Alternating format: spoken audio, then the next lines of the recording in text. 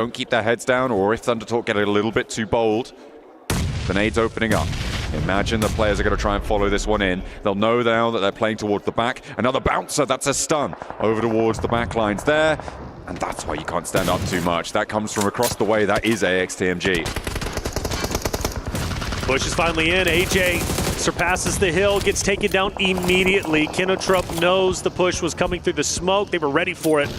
They capitalize. AJ could still get back up, surprisingly, but Sitting wants to push in. He really does, and he's been hinting at the bogey push. It would be epic if he rolls in and runs over several members of the team that they've been fighting against for the longest time. Of course, that being Thundertalk up ahead.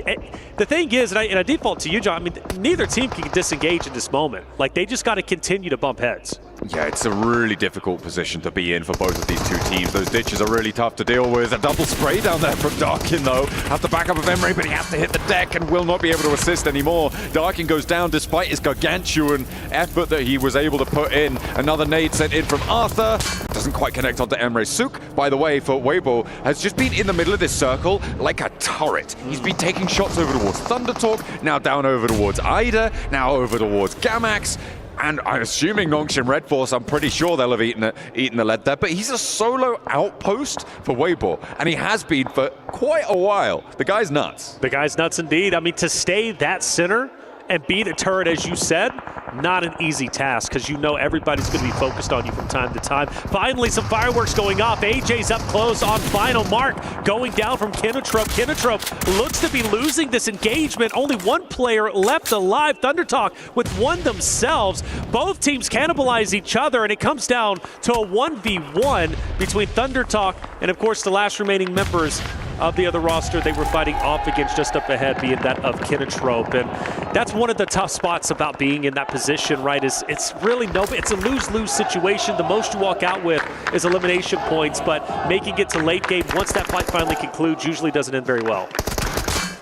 Crawling on over. Now ESTMG, they flexed out. They're moving on up. Trying to take the fight, but immediately that's Falcons actually taking shots out towards the north. They've been inside their compound for a while. The Falcons maintaining control. We saw, of course, Irina earlier pushing up towards them on that western side of the compound, but the Falcons do have some dominant sight lines out towards the north, out towards the east. A crazy hop over the ridgeline here coming through Kinotrup, but it is not going to pay off, unfortunately. It felt pretty, but it didn't end up that way. Well, for Thundertalk, they walk away with only one player alive, but give them credit where credit is due, 8 eliminations. They've done fairly well this game in the elimination category, and now for the remaining solo, his job is to stay alive. We focus our attention on Irina, who takes down IG with quick fashion. In this game, only one player up. Padrino, who's going to be on the outskirts, and Falcons still going to be opposite of Irina, who might be in a better position once the zone shifts, depending on how it ends up unfolding. You talked about Zook, who was that of course, turret, center of zone. Weibo starting to move up just a little bit, but it's getting a bit dicey between themselves, the solo of Ida, but also Nongshim Red Force. Doxy getting collected there and sending on out wide. For Nongshim Red Force, they're going to try and regroup over towards this approach towards Sook, who's finally getting pushed off this hill with Alpha Gaming starting to poke their noses in. Oh, wait, no, take it back. It's just repositioning so he can hold the hill even better as they come on through. Ida do fall in this game as well, which means that now we're down to just 6 teams remaining. An immediate knockback onto Reefus there from Nongshim Red Force. All right, APG have to get him back onto his feet if they possibly can. A 4-man unit here would be powerful. Everybody is basically a 4-man unit outside of APG unless the res does come through. Sook still dead center of the zone. Nongshim Red Force, great shots onto Weibo up ahead. Now the question is, how much value is Sook going to provide when we see Nongshim Red Force decide to push in to the 3 stragglers on the left-hand side for Weibo? Sook should have broadside on this approach. It's going to force XZY, who has been lasering some shots on this hillside, to be into a low ground rotate. Beanie going to try and move on in as well, but Order is starting to cook the nades. So is 33Z. And they are now exchanging ordnance from one another. The spray down's good. Again, connects over towards Order. In the meantime, by the way, Valo did just take a knock. I believe that's from Henry. Not likely to get flushed just yet, but this fight seems to be a little bit stagnated that we're on board with Weibo.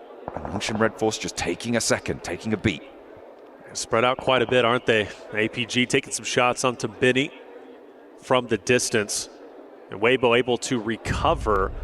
And that's going to be big news for them. I thought the curtain was closing as Noxious Red Force started to push in. E-Arena Falcons still opposite of each other. This fight has yet to unfold completely, but it's about to start. E-Arena has to push up now. Blue Zone is going to encompass where their current location is at. They've got to find a way to break their way through the defensive setup of Falcons in a hardcover POI.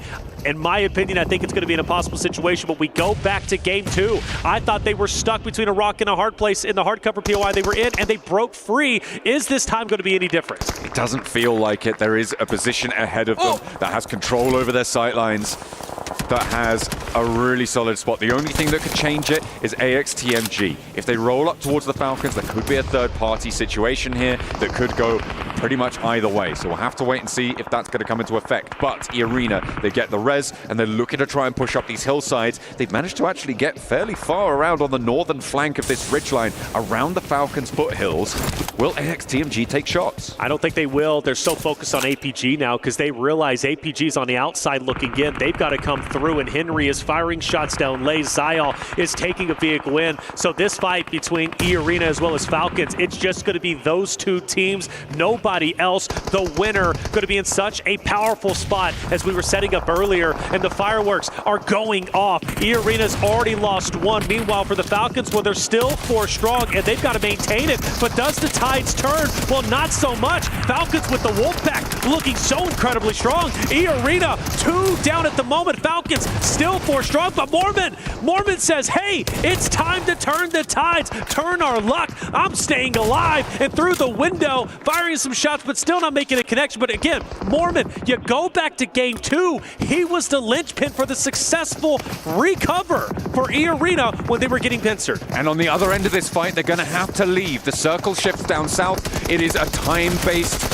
situation now as well. Koa holding his nerve for 1. Turns back his attention to Sakura. Will be able to find it. Redox deserts him, goes down to the rounds of E-Arena, and he is not long for the same fate. The Falcons fall, and E-Arena make the crossing, but at the cost of half their roster and a hell of a lot of time. Noxious Red Force now pushing up. You've got AXTMG off to the right. Noxious Red Force have been a team on the outskirts. Now it's time for them to get active. 6 eliminations. They're going all the way. 4 teammates still up. They're the healthiest roster so far, but I do appreciate E-Arena going back to them staying alive, even though they only lose 2 members. Time in and time again, we've seen them get into these tough situations, tough spots where they have to push forward and take over a location, and they've been successful. I've been so impressed with E-Arena's performance. Order, nade over towards Mormon, and Sakura does connect. And the blue zone will be pushing them in. Weibo losing Suk, who was on that turret swivel. And hey, you know what? We came into this one. You said you were looking at horror. That's it. Do you know who I said I was looking at? You didn't say anybody. I said Weibo. Oh, you did? Well, you said it because Maxman said it. No, I said it because he said it at the start of the day, and I believed him. I agree. Just because I agree with something Maxman says, I know it doesn't happen often. No, it actually happens like all the time. It's crazy. He knows what he's talking about. Well, but I feel like they have got a chance here. I think so. Nongshin Red Force, okay. However, they're looking pretty hot as well. Weibo open the bidding, and it looks like E-Arena is going to be suffering pretty heavily here, although they haven't managed to see him. Uh-oh. One still alive. One still alive, one looking to thrive, and finally E-Arena are gone down top 3. AXTMG, Weibo, Noxious Red Force. AXTMG taking heavy losses, and they are going to be out now down to the top 2. It's going to be a 2v4. Noxious Red Force looking to potentially have a tremendous day so far. They won game number 1 on Sanhok. They're looking to take game number 3. They are rocketing towards the top 8. They are rocketing their way up the standings. They're already at 9 eliminations. They've already got a winner chicken dinner. Even if the game ended now and they take 2nd place, their undeniable success today is undisputed. But Weibo have vehicles. Weibo, they don't have the numbers, but they've got the heart. They don't have utility either, though. And you can see the armor's in a pretty shambolic state right now. This roll forwards may actually work. They've left the player behind, suppress the ridgeline. They're trying to connect with the spray downs, and Order stays alive. That could be crucial here. They can get some healing done. XZ, can he connect? Yes, the spray down with the P90's there. The nade in response, sure. And now Order has to do something. He has to come up big. It's all up to him. A sliver of HP, back up to a decent amount, but it's a 1v3 as Binny moves on in. They've got the center of the circle under control. They're looking for the res as the flushes come on through. It's all but closed down, and Nongshim Red Force want 2 chicken dinners today. Here they go. Orders spring into action. He can potentially clutch this up, but he's going to have to work hard. He falls short. Weibo finishes second, and Nongshim Red Force finish the game 3 with a winner chicken dinner. 12 eliminations, making it their second win of the day. A beautiful close down again. They are calm and controlled in these final moments. I think it's safe to say for Nongshim Red Force, they have turned themselves around since day one. Really didn't go their way. They have earned the lion's share of their points today, and they are in that race now. They are in the conversation for a top 8 position. It is a brilliant story to tell for the roster from South Korea. They have had a great time of it. Weibo as well, getting up into second place there. I think maybe an overcommit over towards the E-Arena Falcon situation. Really gave up the ghost on that. Obviously losing Sook in the middle was a pretty heavy toll to pay. Well, E-Arena as well, again, handing their flowers, tough spots, back-to-back maps, making it out, thriving in a difficult spot. They finish off in third place with 7 eliminations. They continue to impress me. E-Arena, if they can make it to the finals, my goodness, they would be scary. That's game 3 done. 3 more to go. We send it to a break. When we come back, game 4 coming your way.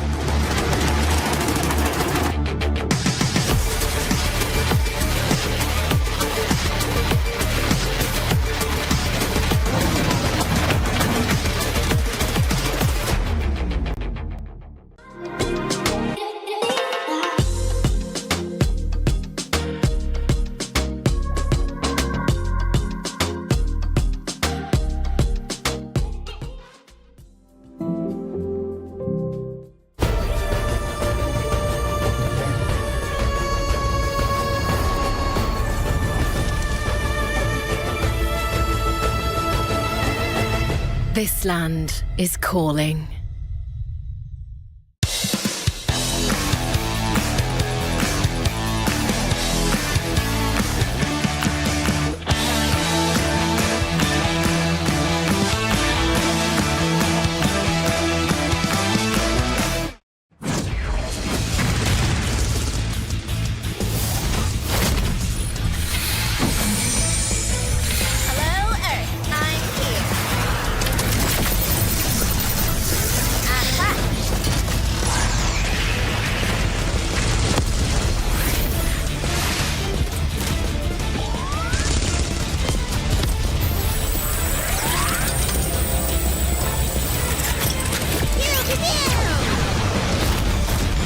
Pulsar Legionnaire available now. First outfit with special head animations and voice lines. The Pulsar Legionnaire set comes with its own super cute voice lines that can be toggled on or off. What happened? Bye, friend. Hello, Earth. I'm here. It also features the upgradable Hyperion ship DSR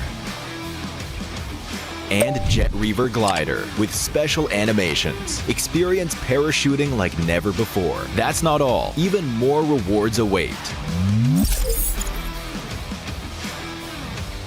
Event period, July 25th, 2025 through August 26th, 2025. What are you waiting for? Get the new Guild set now.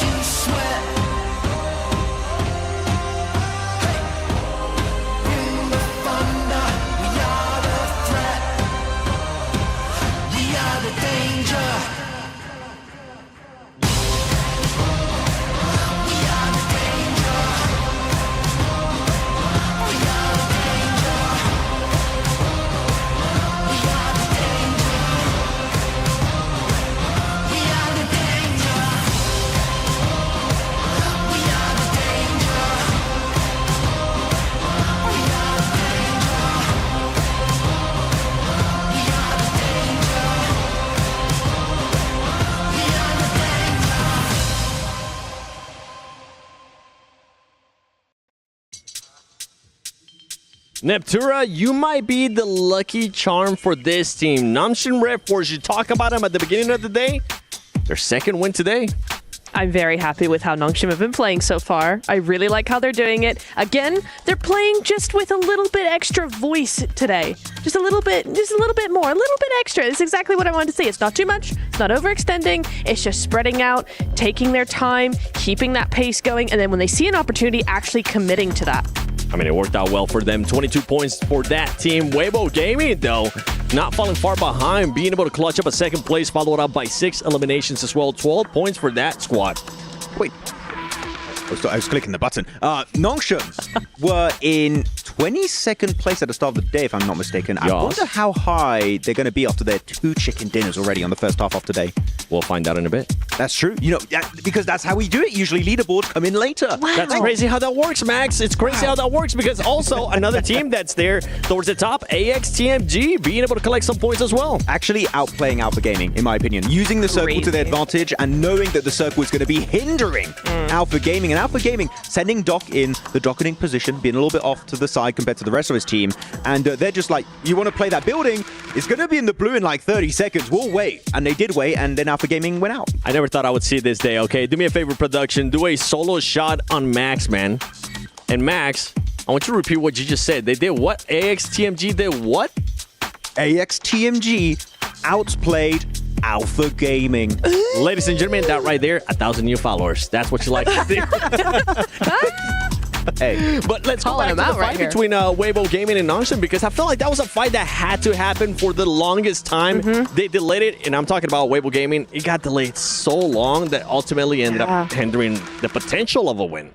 Yeah, I think they had been keeping an eye on that high ground for a long time, but what ended up happening was there were a lot of teams all around the edge of that, and for WBG, there was not the angle to actually get on there because AXTMG were on the other side. Nongshim, coming into the high ground instead, had a better angle up against AXTMG, so they were actually able to kind of take that away from them, take that high ground, whereas WBG just was not going to stand a chance against that.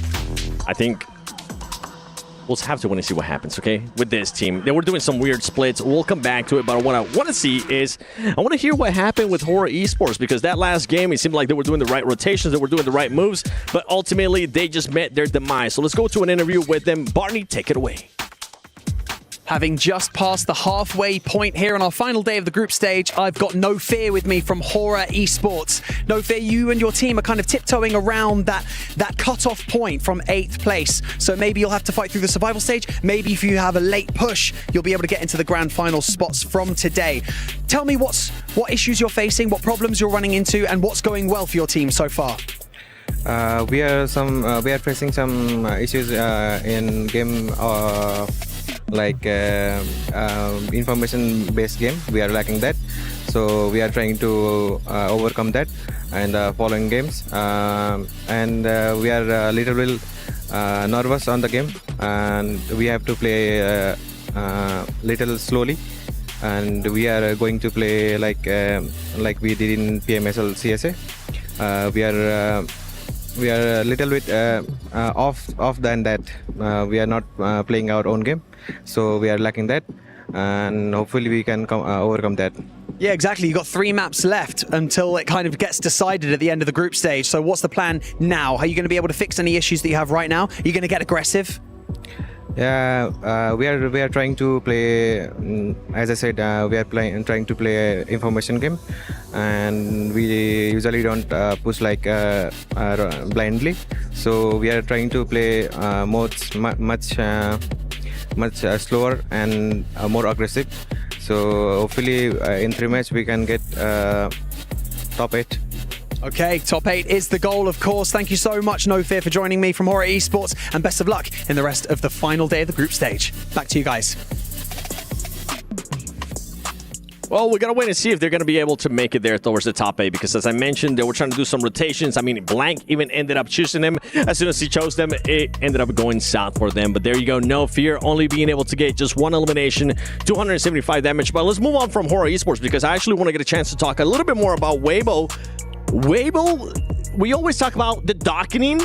We saw Suk being very far away from their squad. Max? He was like, I like what Doc is doing. How about we do a bit of that, okay? Now, it was quite interesting because this entire game, Sook was split from the rest of his team. So Sook was in a building over to the western side, not quite in the mountain. And the mountain where the circle ended up going had the 3 other players of WBG. They just stay there the entire time. Then they pull a little Uno reverse card, send Sook over to the high ground position, leave the 3 other players in the compound to the west. And we're like, okay, that's a good scouting position. They're going to hold it until maybe phase 4, 5.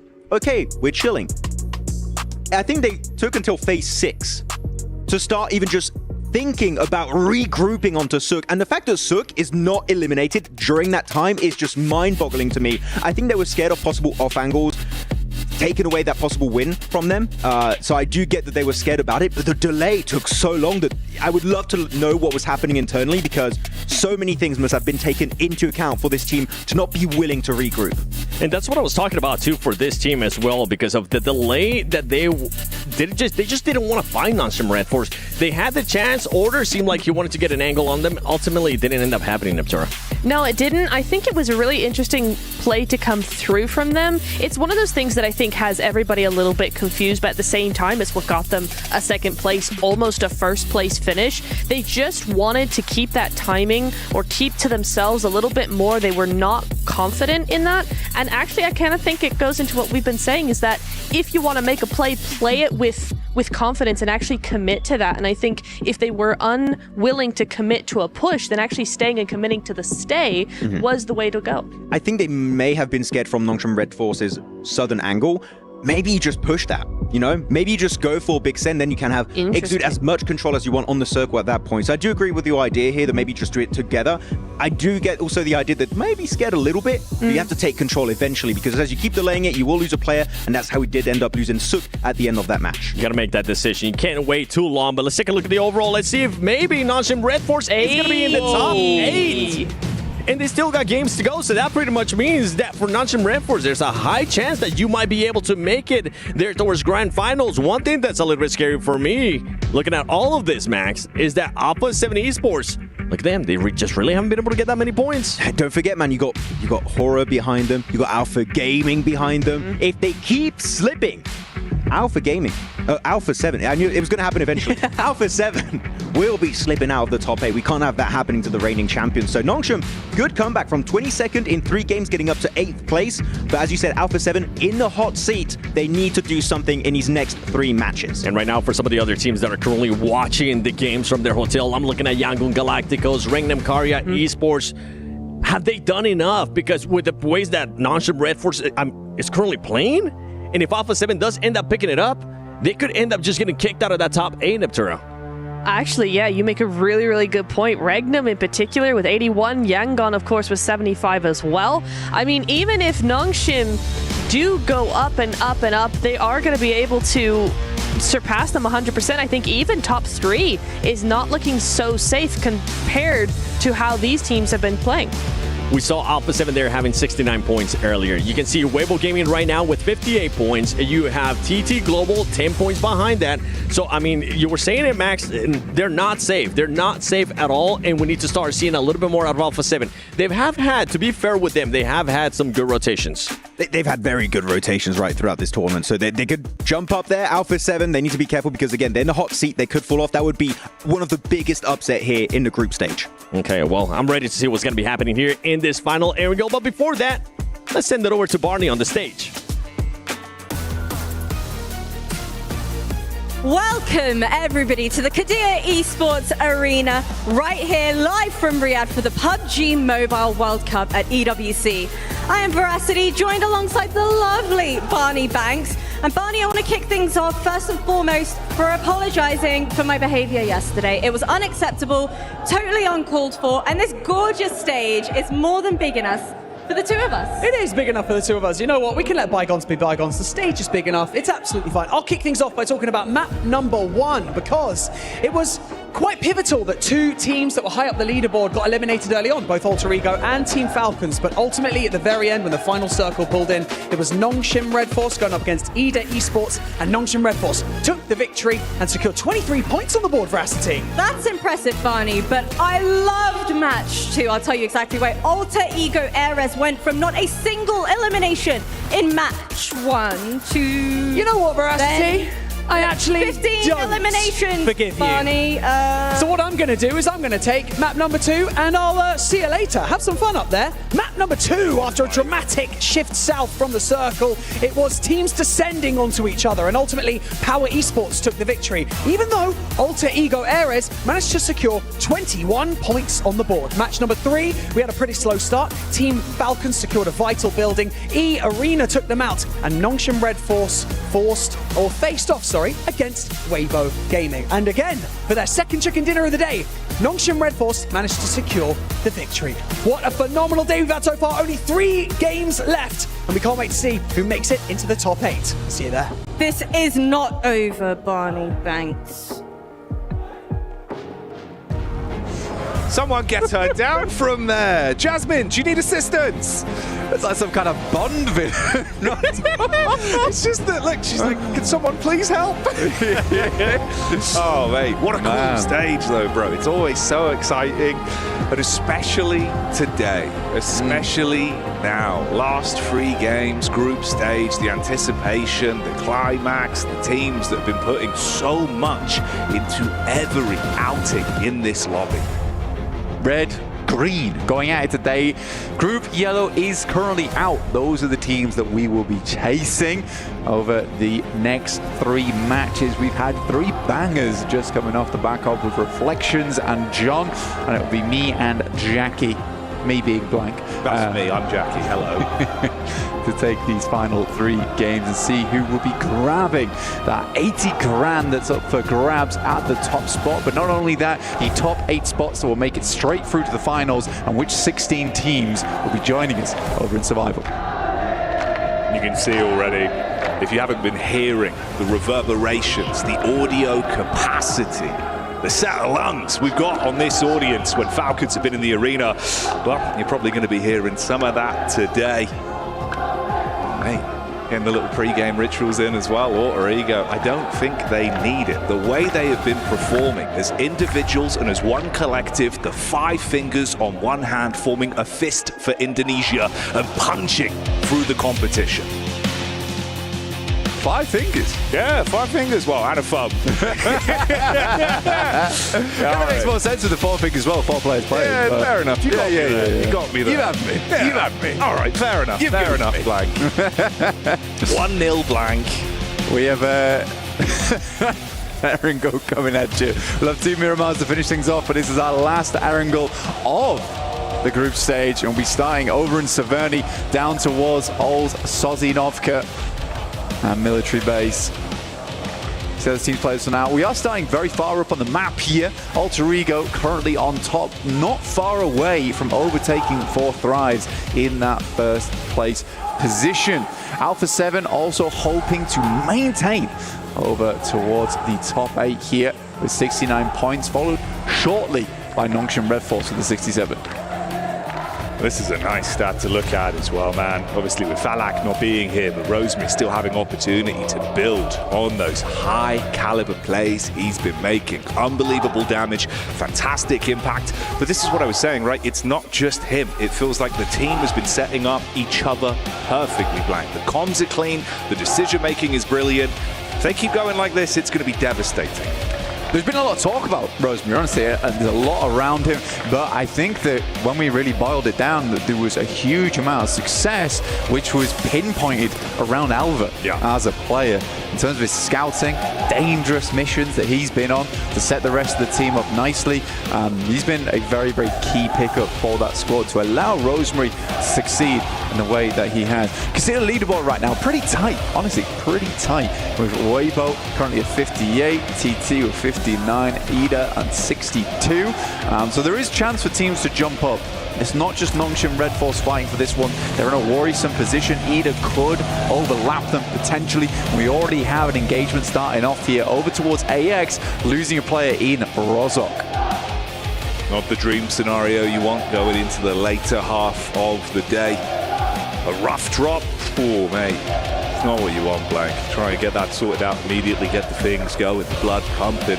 Saw this yesterday with some of the decision making. Let's have a look though where we're going to kick things off. In-game POV, we join the Alpha 7 boys on the move. And again, like you said, I think they've been coming out, playing with a bit more of that classical flavour. It looks like Alpha 7 on the stage again. Bit more gusto, honestly. I really like that maneuver they made down towards Milta, you know, trying to play off the back of the road stop. Never that easy, honestly. They did eventually get wrapped on, but I think up until that point, they held their own quite nicely there.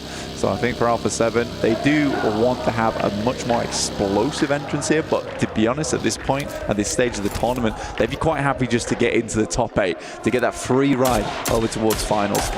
This is Alter Ego, actually. Who else other than Rosemary? Got a bit annoyed at us for talking about Alva too much, wanting to remind us who's the king. Oh. It is crazy as well, because it's one of those dynamics, right? We say it sometimes, we have like a 2-2 split of players that compete amongst each other within the same roster. Whereas for them, like you say, they're passing the baton willingly, setting each other up to make sure that relay race for knocks, for damage, for placements is always clean. But yeah, obviously, if he gets an opportunity, Blank's going to take those knocks all damn day. He'll show off. He will show off. I think for another team like that right now, it's somewhat of a different story, is Alpha Gaming, where it's a weird one. Yeah. It does feel like a case sometimes where a player will just send out the rest of the team, you know, bless their hearts, they will just join in, send with. Even that first Sandhawk today, where we saw Alpha Gaming shoot down towards the south side to take out Team Falcons, despite having one of the strongest compounds inside that circle early. It was a weird one for me. At the moment, they're not doing too badly, you know, 50 points, but they are in 15th right now with that scoreline. So they want to bump that score up. It would be a bit of a jump, but it's not out of the realms of possibility for Alpha Gaming to get just a gigantic match. It's hard to count this team out too early here. With 3 matches to go, though, not a lot of time left, and that fuse is burning down. It is. And the base that will be behind it detonating, of course, is that rapturous, screaming energy we have heard again and again for the Falcons fans that have been in the arena. And that's scary. We were saying on day one, sometimes when things aren't going right, you're hearing that echoing constantly. It's more and more pressure that's being layered on you. Yeah. I'm worried if it's going to turn them into a diamond in the last 3 games, or if you will crumble under that pressure. 32 points for Falcons. It's not an ideal number to be on.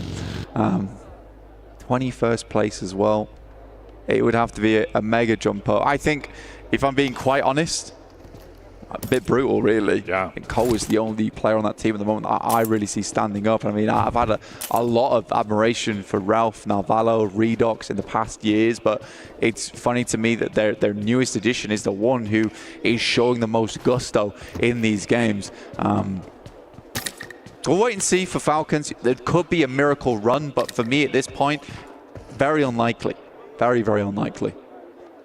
At this point, you kind of want the crowd to just be chill. Let them build. Yeah. Let them build, then follow. Yeah. No, I know what you mean, man. I know what you mean. It can be that double-edged sword, you know. It's kind of brutal. That's the way it's gone. But 2 sides to every coin, I guess. Nongshim Red Force on the right side of the coin each time it's flipped today, it seems. Some very good plays from them. Get themselves into 8th here, which would secure them if we ended things right now. I think Nongshim Red Force has had a nice run. Capitalizing off some teams' maybe inadequacies, we could say. But at the same time, it has just been some good maneuvers. I would put it down to just a case of strong understanding of the map. Macro looked pretty decent. They didn't overegg the pudding a lot either, which is something you see from Alpha Gaming quite a few times. Maybe need some more classes when it comes to bakery, or at least getting some chicken dinners. think for IDA as well, it's interesting. Obviously, it felt like they were more of a periphery team in some of the early matchups we saw towards the group stage.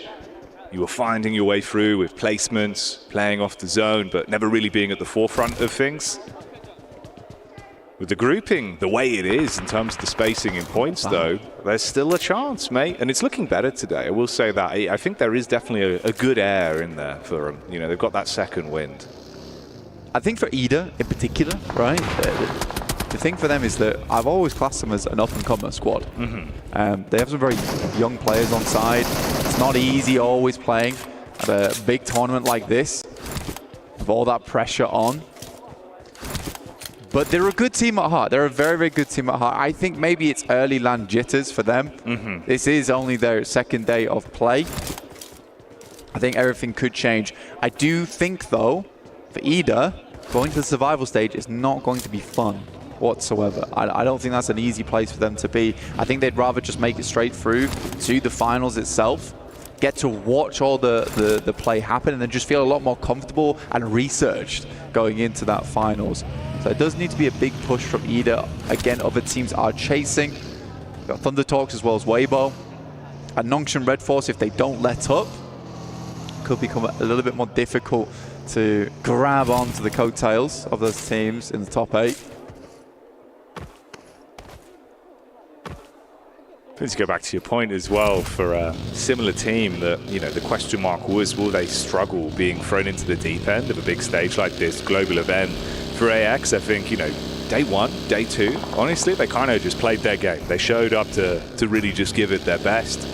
Over the course of the event, though, I'm curious to see if that's cooled off a little bit. This feels like an unlucky one for him. Obviously, 2 individual solo knocks there. Rosemary was able to claim 1. We just saw the second go down, so already losing a lot of that stock early.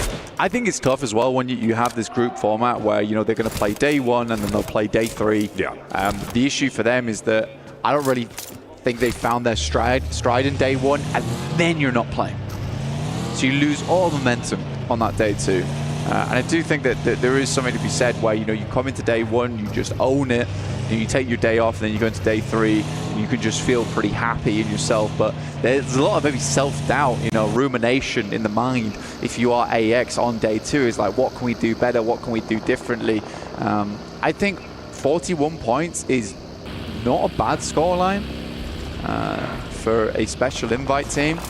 I don't think they've completely lost the plot. So I think it's nice to see. I think AX can be proud of themselves, but survival stage will be a different beast. I am expecting to see AX in that survival stage on this current point scoring. Yeah, I wouldn't be surprised. Again, though, maybe that'll work out better for them as well, because it's just far more experience, especially for that team in particular.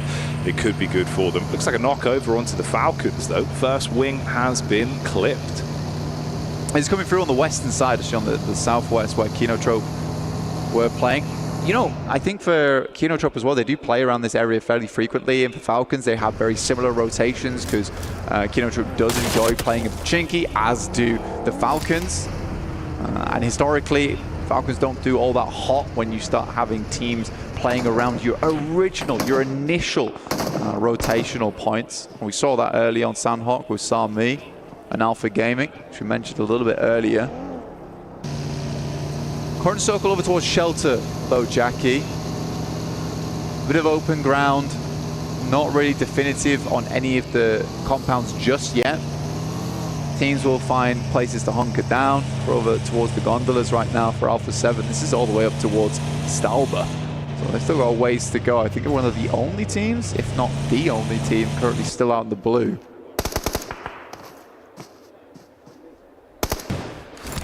Intense game here.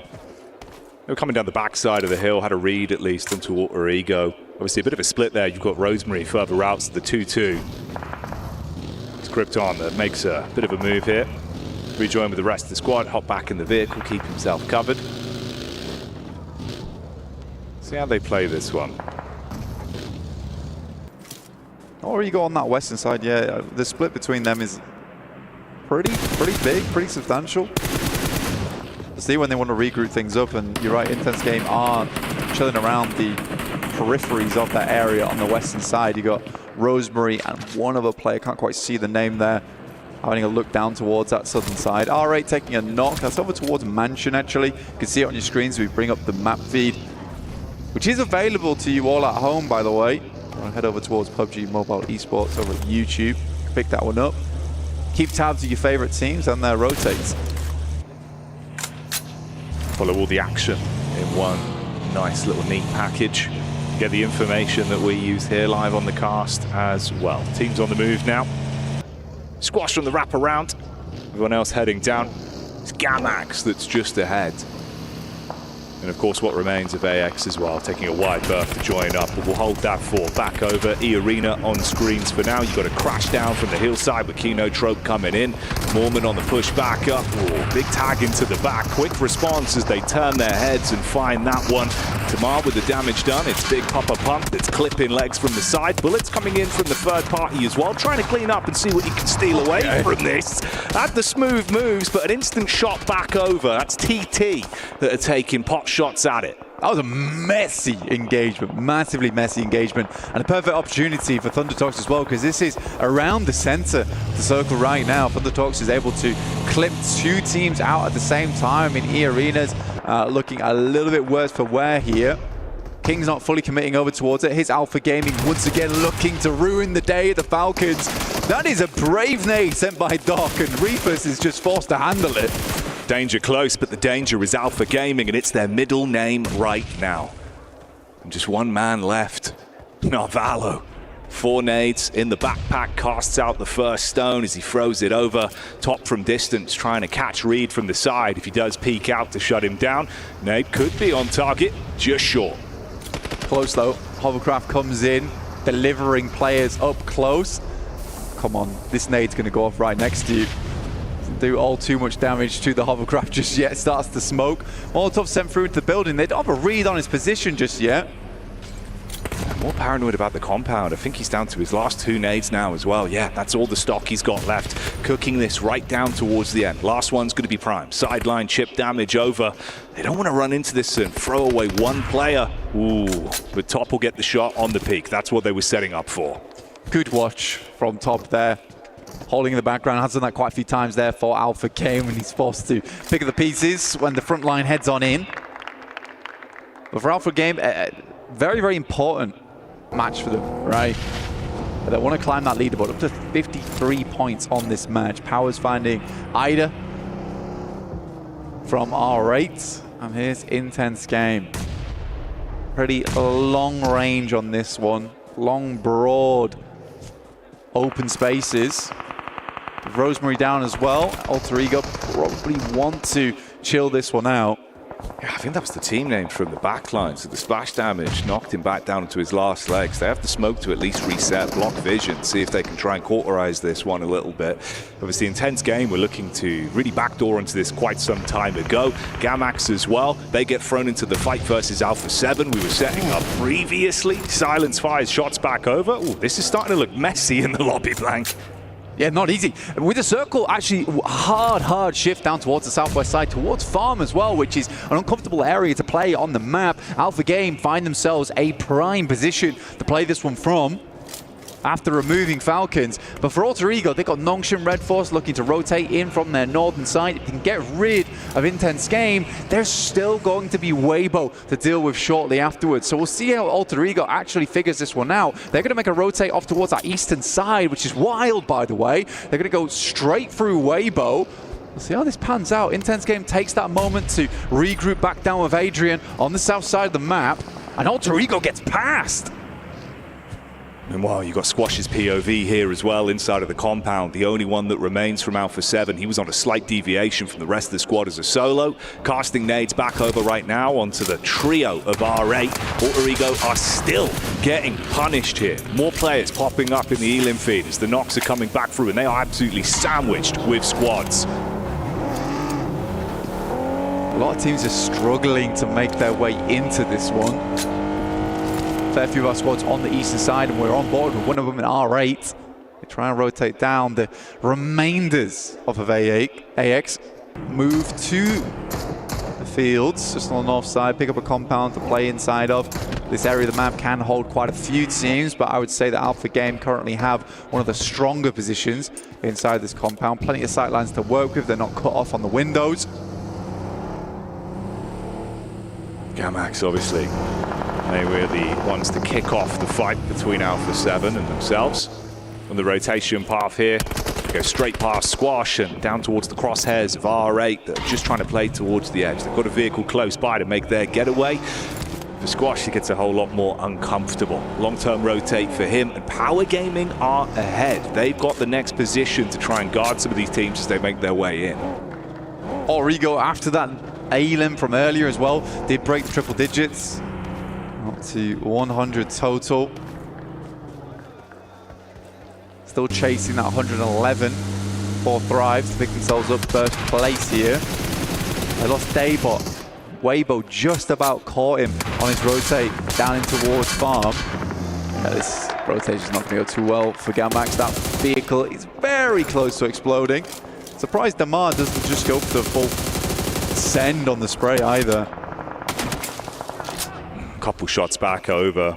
Optics of it doesn't look too great for him, so he'll try and tuck down. It's actually easy. That's what we're saying. It's Power Gaming that we're in a good position to try and guard all these teams as they make their move. Meanwhile, as that one goes a little bit quiet, we can show you back, of course, on the fight that kicked things off between Gamax and Alpha 7. This is what resulted in only Squash being the last remaining player.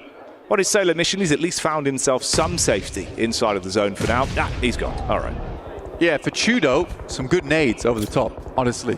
I quite like that. Corona with some more over towards E-Arena. Somehow Gamax is able to get a little bit more done. Horror versus Ida now. Aaron steps up to the plate, nade over the top. We'll find Jiggle. This elimination feed is just popping up time and time again. Weibo taking shots over towards Nongshim. Yeah, the Red Force taking damage. More on the push-up. Close the gap between these two teams and make it uncomfortable for Ida. A lot of pins pulled on the nades, trying to get one right between the both of them. Spacing looks good on that. It's a clean tag. Sky gets blown over because of it. Nongshim, Red Force taking so much damage from the side as well. Trying to turn it around. You can see Tizzy there with the DBS. Back over onto Weibo.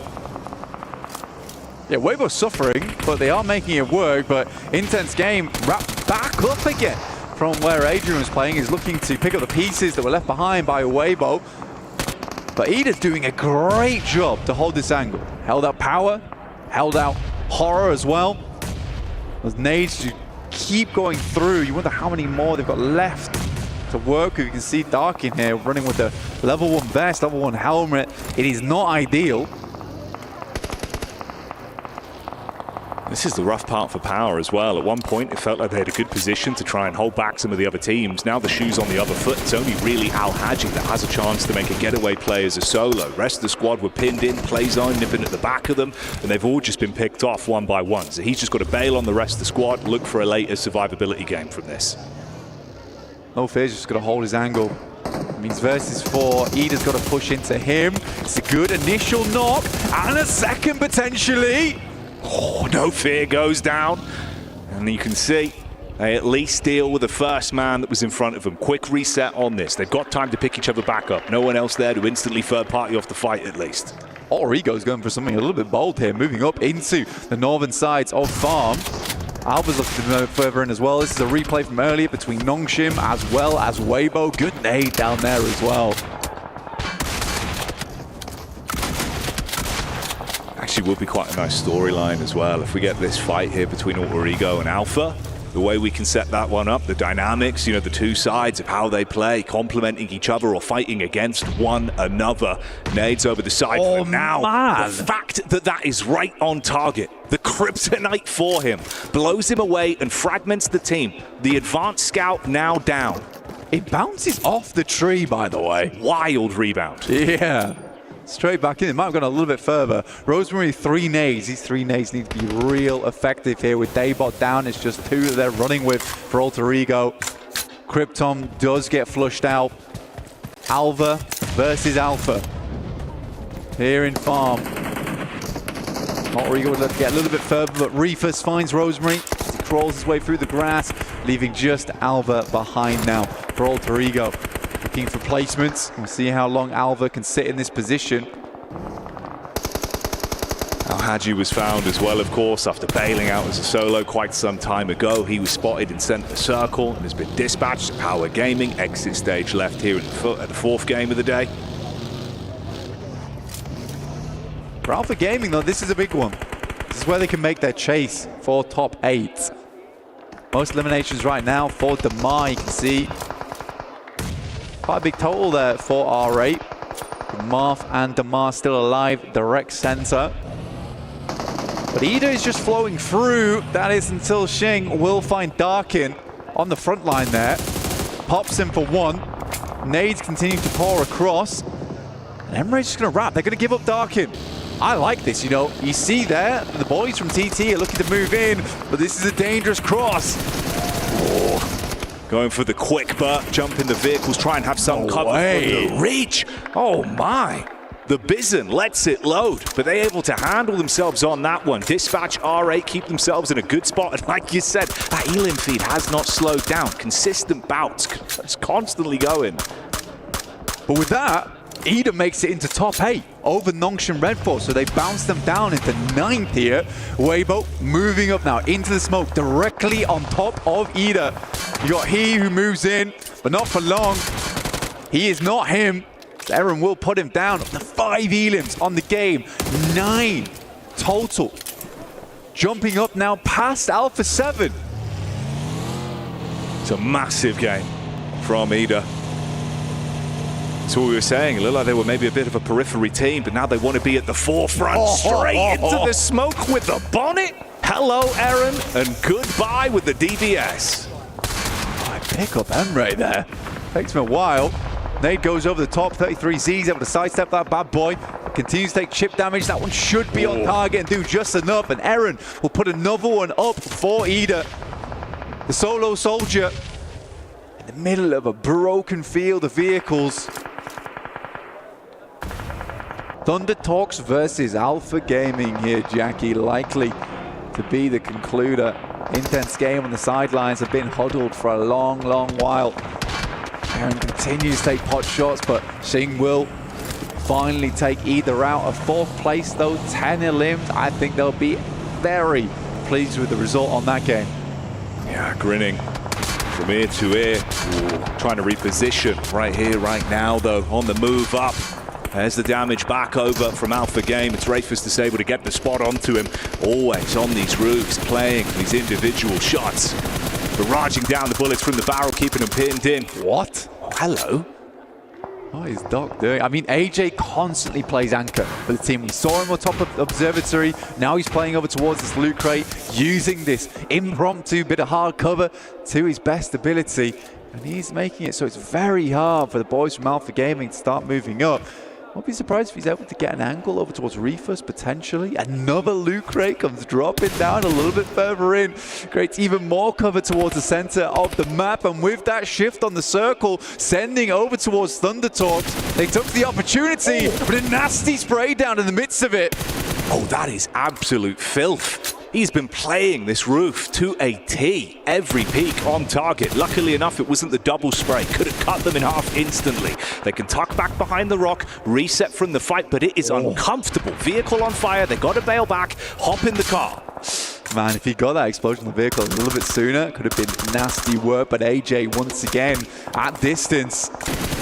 Xing goes down, Doc stepping up, and Alpha Gaming refused to lie down from farm. They've at least got that backline, the protection, trying to hold them at arm's length. This is AJ. He's making some important plays, but up close and personal, that one's going to sting onto Doc. Was not prepared for the close quarters engagement. The cheeky peeks through the smoke are going to end right here, right now. Intense game, just consistently being hit from the side. They can't peek up against it. 19 bullets left in the mag here.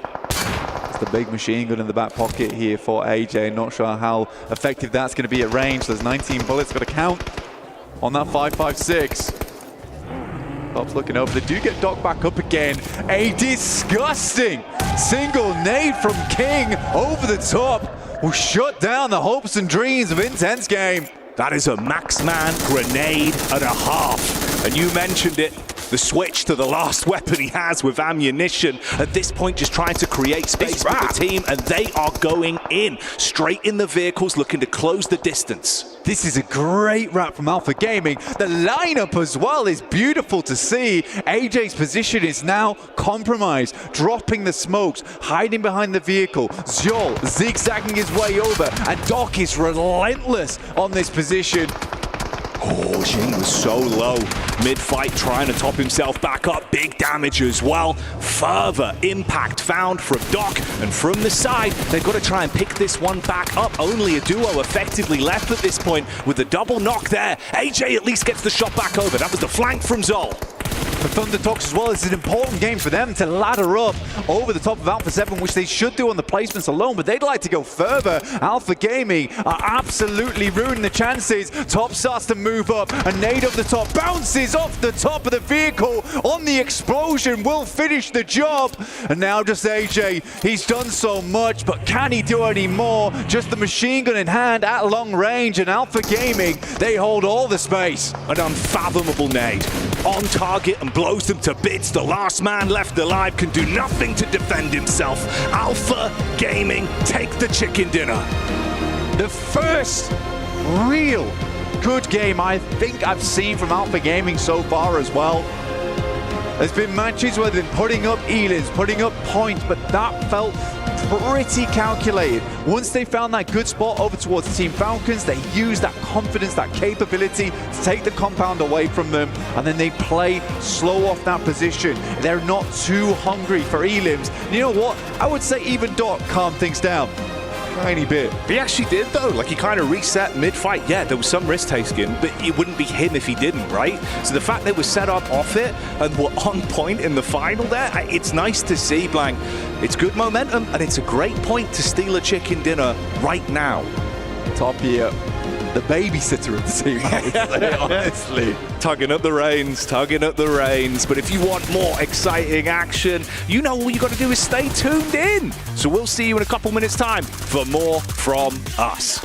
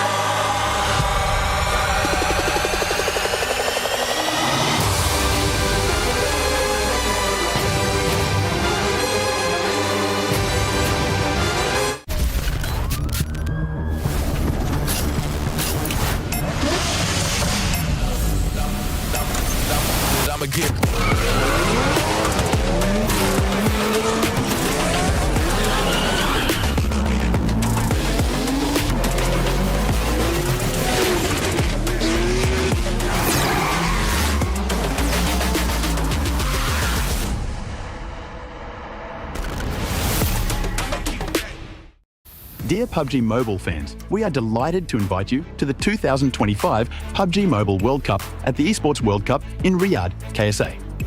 This exciting event will take place from July 25th to August 3rd at the Boulevard City.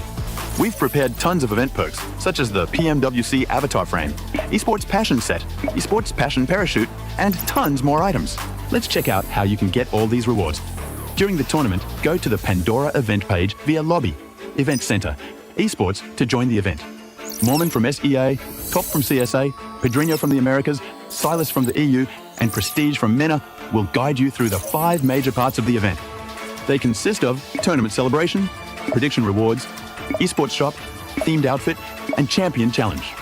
Join these activities to earn rewards and collect esports tokens to redeem even more gifts in the esports shop. The more esports tokens you collect, the better rewards you'll get. You can get up to 2,870 esports tokens from the prediction event. It takes place from July 23rd to August 5th and consists of 3 stages that coincide with the tournament: Group Stage, Survival Stage, and Grand Finals. During the Group Stage, get 20 esports tokens by predicting the 8 teams you think will advance directly to the Grand Finals. Each correct prediction will grant you an additional 60 tokens. Make a total of 3, 6, and 8 correct predictions to get 300, 680, and 720 tokens, respectively. You'll get another chance during the survival stage to guess the other 8 teams that will make it to the Grand Finals. The rewards are the same as the group stage. During the Grand Finals, you must try and predict the ultimate champion. Just predicting will grant 30 tokens, and a correct prediction will grant 400 tokens. If you're unsure about your predictions, you can let your friends' predictions guide you. Find someone reliable, copy their predictions, and wait to be rewarded. The 3 prediction rounds take place on July 27th, July 30th, and August 3rd at 10:45 UTC 0. Rewards are issued the second day after each stage ends at 4 AM UTC 0. You'll receive esports tokens based on your prediction results. Note, esports tokens don't expire and can be used in future esports events. Who do you think will be the ultimate champion? Join the 2025 PMWC event and share your predictions. Invite your friends to join the predictions and watch the tournament unfold.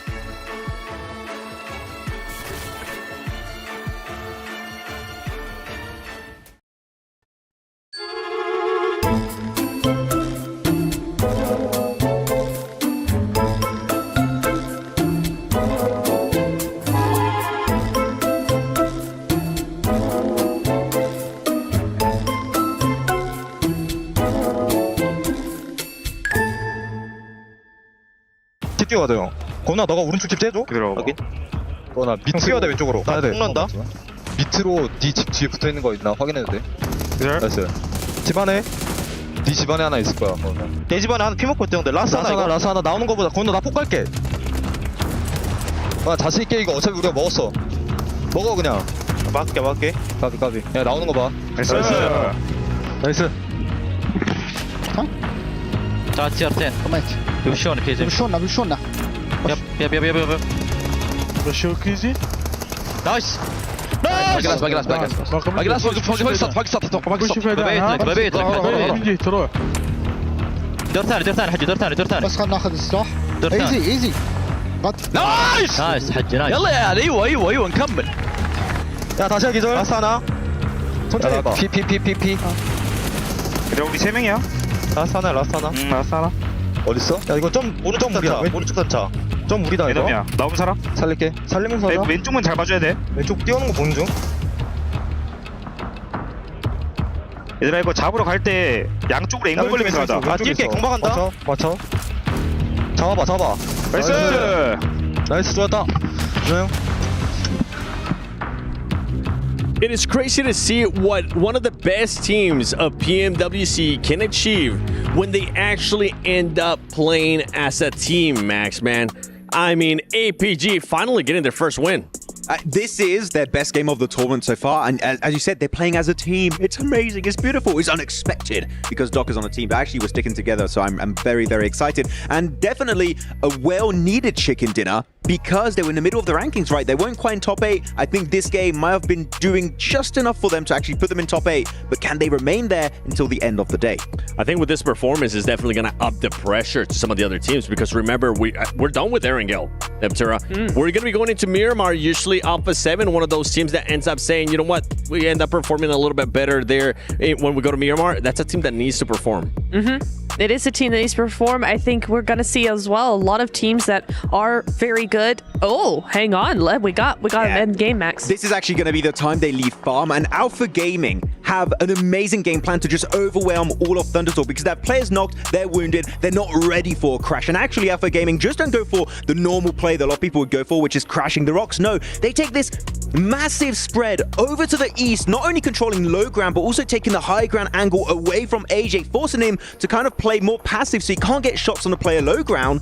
And then, as you can see, 1, 2 players low ground eliminated. Only AJ remained. He was also extremely low in terms of ammo for his M4, so long range, he couldn't get involved. That is the only way Alpha Gaming win that match, and it was pulled off flawlessly. And on top of that, Seal just being able to just kind of get that high ground, gave him the big opening. I'm surprised that Thunder Talk even allowed that. And with this game right now, I mean, Alpha Gaming, 21 points. I can't wait to see what that's going to mean when we go to the overall. But Thunder Talk, I mean, that's another team that's also being able to put up some points up there. They're at 16 points for this squad.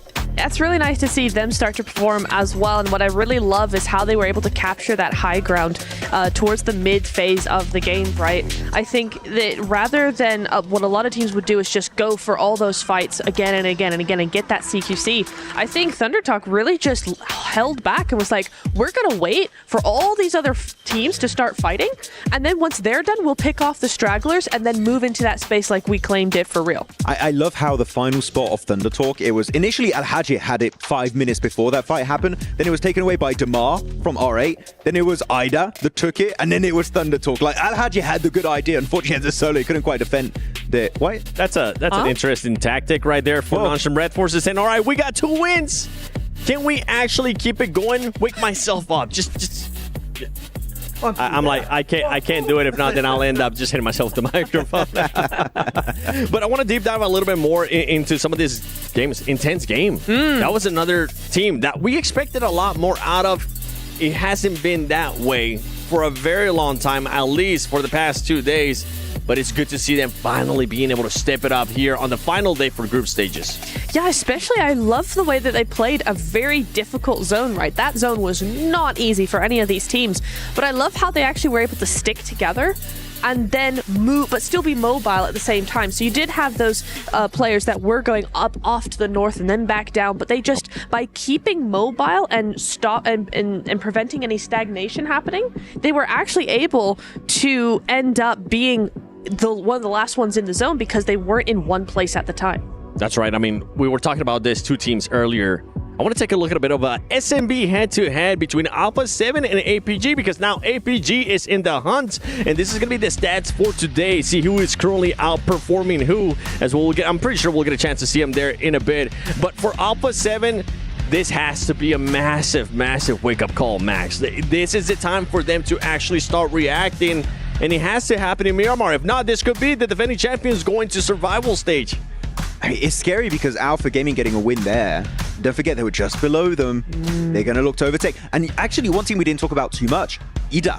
They've been silent, but they've been climbing the ranks slowly. They've been approaching the top 8. I think they've been going top 8 a little bit early in 8th position, if I'm not mistaken. They have 2 teams overtake them out of the squads that are playing today. They're not in top 8. So they need to be careful. That's going to be their main threat, both IDA and Alpha Gaming. And for IDA, I'm actually happy with what I'm seeing out of this squad because they're being a little bit more aggressive. And not just a little bit more aggressive. They're being very aggressive, taking on fights with R8, taking on fights with Hora Esports as well. Yeah, I think the adjustment from yesterday to today has been huge for them. It's been really, really nice to see them be more aggressive, but not just aggressive with the CQC, just aggressive in general with the positions they're taking, with the rotations they're making. It's really nice. I do want to say just tiny nitpick criticism. They took too long on that fight with Hora, but at the end of the day, yeah, I really like what we're seeing from them. Well, we'll have to wait and see what these 2 teams are going to be doing here, especially going into the final 2 matches of group stages. There's so much at stake. You can either get a chance to go directly to the grand finals or have to battle out against 16 teams at survival stage. Let's take it over with the first Miramar out of 2 with Blank and Jackie.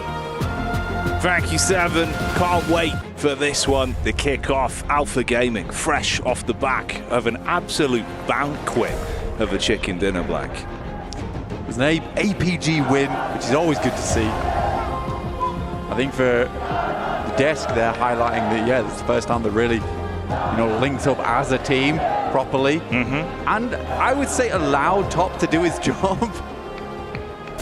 A lot of times they get away with themselves, but we're heading away over to the desert here on Miramar for our final 2 matches of the group stage. That's where that tagline reigns true. Who's going to beat the Heat? Who will show up here?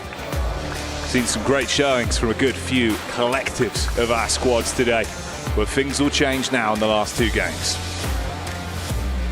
All the players here. We saw some of them hyping themselves up. Everyone wasn't actually sat down with Ida for a second. I was worried where he'd gone. He just took a quick lap around the arena. Trying to keep himself in it. Yeah. because they're doing well. 6th place right now. They would need a few teams to jump ahead of them. Alpha Gaming, Alpha 7, Nongshim Red Force, Weibo. For Horror, I think that 51 points are a little far out at this point in time if we're Ida's having the same kind of performance each time. Then again, you know, a 20-point game would shoot them up the rankings, but with the way Horror's performance has been today, it's not been a horror to watch, but it's not been great either. No, it feels like there was signs of them being able to really blossom. Some of the plays we've seen from the compound crashes, the way they've been playing with the tempo, it's been nice to see, but I think you're right. I'm a little bit worried. Don't know if they have that same level of caliber, of course. You never count them out though, Blank. It feels like that team can just turn it on sometimes. So you'd love to see it, especially here, right? Last 2 games make it happen. We get a Western shift on the circle over towards Team Falcons, who I think right now, 2 matches to go, they're not making it. Especially going down so early versus Alpha Gaming just on that crash. They look pretty weak at the moment. Weakened. I know it's a lackluster performance from the Falcons. Not really got off the ground just yet. Nongshim Red Force losing Benny early here. An engagement versus R8, and I think he is alone. No real room for anyone to assist on that one with the split, so R8 able to easily grab onto it with both hands. I think it was another knockback over into Kino Trope as well that was finished off there, as we saw Power Gaming and them landing quite close to one another. They took a clean elimination off the back of that. So already a couple of scraps breaking out. Zizzy tucked in, belly down on the ground, listening for the footsteps at least. I think your issue is for Nongshim Red Force losing a player early into Miramar, where it's a map that massively favors 4-man teams towards that end game. You're struggling now. You're 11th place.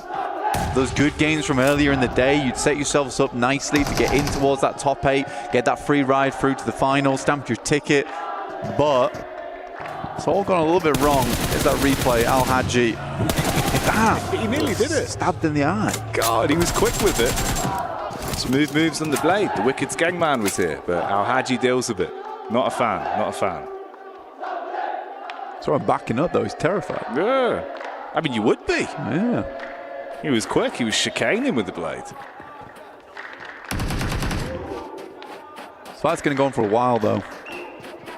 The big difference maker right now is that R8's working with 4 players, 4 angles, compared to the 3 coming through from Nongshim Red Force. And I'd like to see them make it out of alive, but it will be a tough task.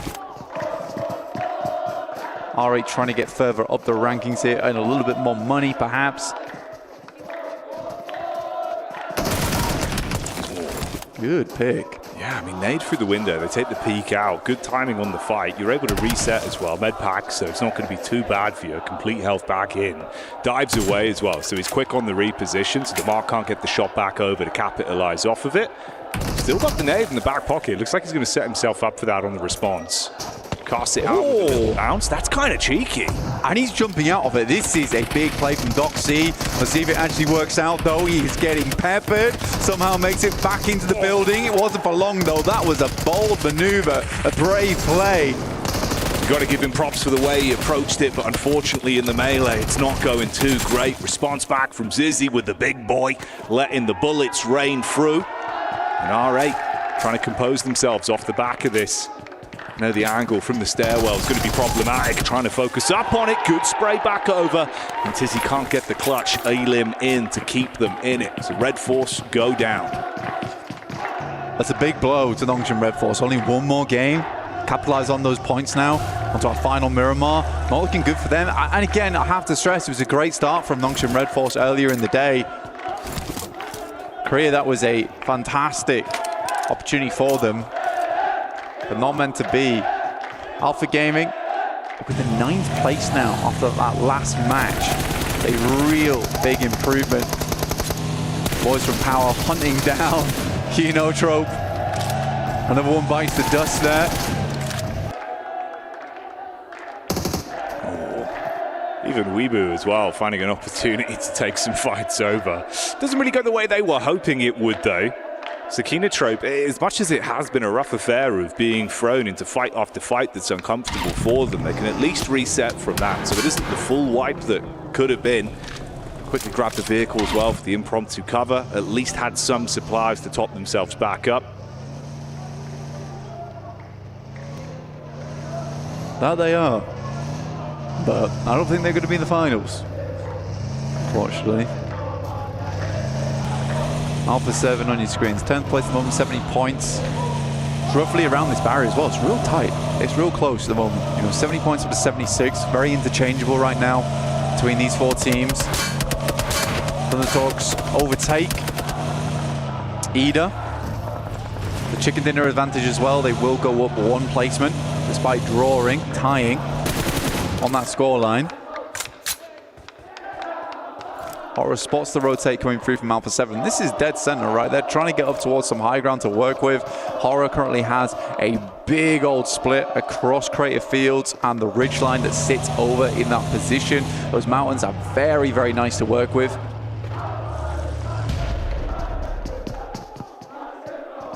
And this is the fight that has not given up. Power have just been consistently stalking Kinotrope for so long at this point, chasing them from compound to compound. Looks like AX take a knock as well with intense game, being able to isolate them once again. It's been uncomfortable in the previous two matchups. Gamax taking on Falcons and losing Koa again. It's these slow decisions, slow rollouts coming through from Falcons, allowing teams to backfill them time and time again.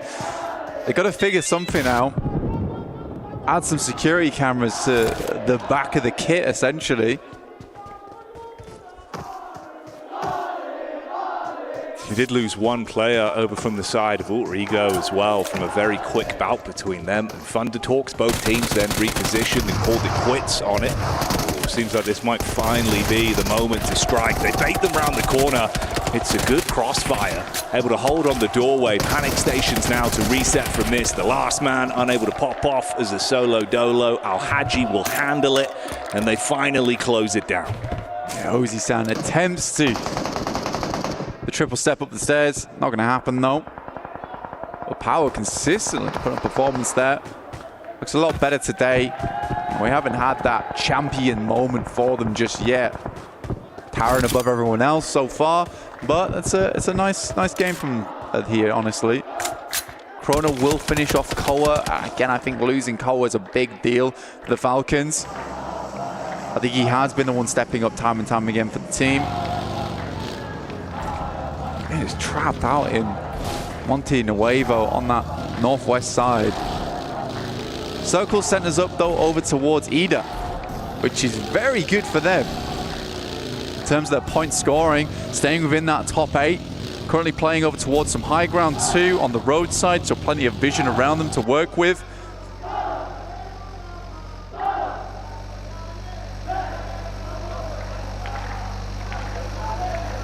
This was Thundertalks, of course, that backed off after their slight scrape they ran into with Alter Ego. Worked out far better for them. They've been able to take extra time to loot it, wrap around the periphery of the zone and start to make a move for the late rotation down. There's a good chance for Thundertalks as well. If they want to wrap down towards Graveyard, then just scale up the ridge that sits over towards the eastern side of San Martin. You know, you do break off a lot of LOS in that position. You know, not much line of sight available to you there. The issue is getting across that plateau. That is towards Power Grid. It's very, very open. So I'm curious to see how Thundertalks play this one out. Looks like they're heading out into the blue here. AX as well. It's back-to-back games where it's been very uncomfortable for them in terms of the isolated fights they've had to work their way through. 3 players alive for now at least. It's Henry up on the hill, firing off a few warning shots at least. Meanwhile, down in the Gulch, you've got Alpha 7 Esports.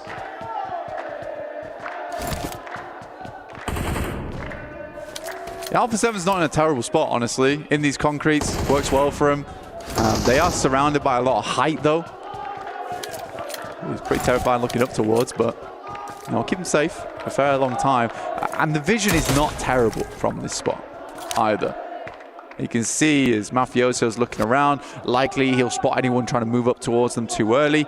Ida, on the other hand, playing this high ground, going to play pretty smart and slow with it. Creo wandering around the edge here, and Darkin just continues to just siphon off that info from the team that he knows is undoubtedly underneath him. He wasn't on island though, Jackie. That's the only thing. If he goes down, it will be hard to get the res off towards him, so he needs to be very careful. Pretty much just have his ears open and listen in. Yeah, it's that risk versus reward. Obviously such a powerful angle if he's able to play it, and this is why. Bullets come across. Similar kind of story as well. I mean, you're so far out, so Revo's just going to get the full magazine dumped into it. Dispatched already, so he's hard gone. 3 players remain for Alpha 7. Of course, Darkin's position's compromised, but he can bail out now. You're more panicked about it. And if anyone wants to take the buggies up there, like, it's going to take a while, and it'll be pretty obvious when they're coming. Frida, it certainly is Vamos here. Trying to push forward over towards that top side of the lobby, take over Thunder Talks. They move in from that eastern side. I think they take a player from R8 as well in the process. So cut back in over towards San Martin, so a little bit of a different rotation they went for there. Frida, great pickup over towards Alpha 7, directly pushing one of their competition further down on that leaderboard. Currently Alpha 7 in 10th place, and we're chasing. Ida could squeeze so much out of this, man. It's really good heads-up play of how they've been ebbing and flowing throughout the course of the day. Some great gun skill on display, heads-up calls as well. Obviously for Darkin, like you said, the amount of time, you've got clear vision for it, so he can reposition. Spots over in the distance, the 3 players from AX that are looking for a quick getaway. The distance unloads. Let's try and get a few shots on target here. Slightly dangerous play from Darkin, I think, holding this angle for that long, especially using up all these bullets as well. Somewhat unnecessary, I'd say. You know, he's down to 60 in the chamber. I think you're right with that. That's the bigger issue, right? Because obviously if he continues to commit to this isolated angle, he could at least guard from Alpha 7 on the move up, but you're starting to run low on the resources.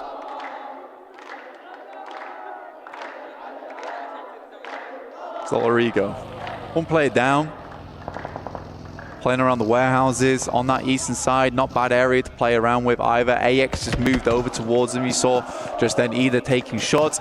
Again, pretty long range. Very unlikely they hit those shots anyway. Nice little bounce at the stairs though. Trying to rebound that one. Instant Molotov. I'll take those. It seemed like he was hoping to try and force them just into the vision of the nade from King as well that was setting up to support, but luckily enough, not close enough towards the stairwell. They're able to tuck in, keep themselves safe. Goes in to clear out the building now, sees the feet. Ooh, rebound off the wall. It's a lot of damage. Ooh, the timing on it as well. As he pushes up, it's the reposition. So Demar just not ready for the instant dive in. Able to get it. That's the last of R8. Obviously, this was a rotate back out for Thunder Talk, specifically to hunt them down as well. So they get what they want. Can't tell if, you know, he'd left that nade and that Molotov on the stairs is like a bait. I'd try and get your boy to walk down the stairs and pick him up and then take the shots. I don't know how many players at this level are going to fall for that, but I don't know. Try to lay out some candy. It's a fair theory.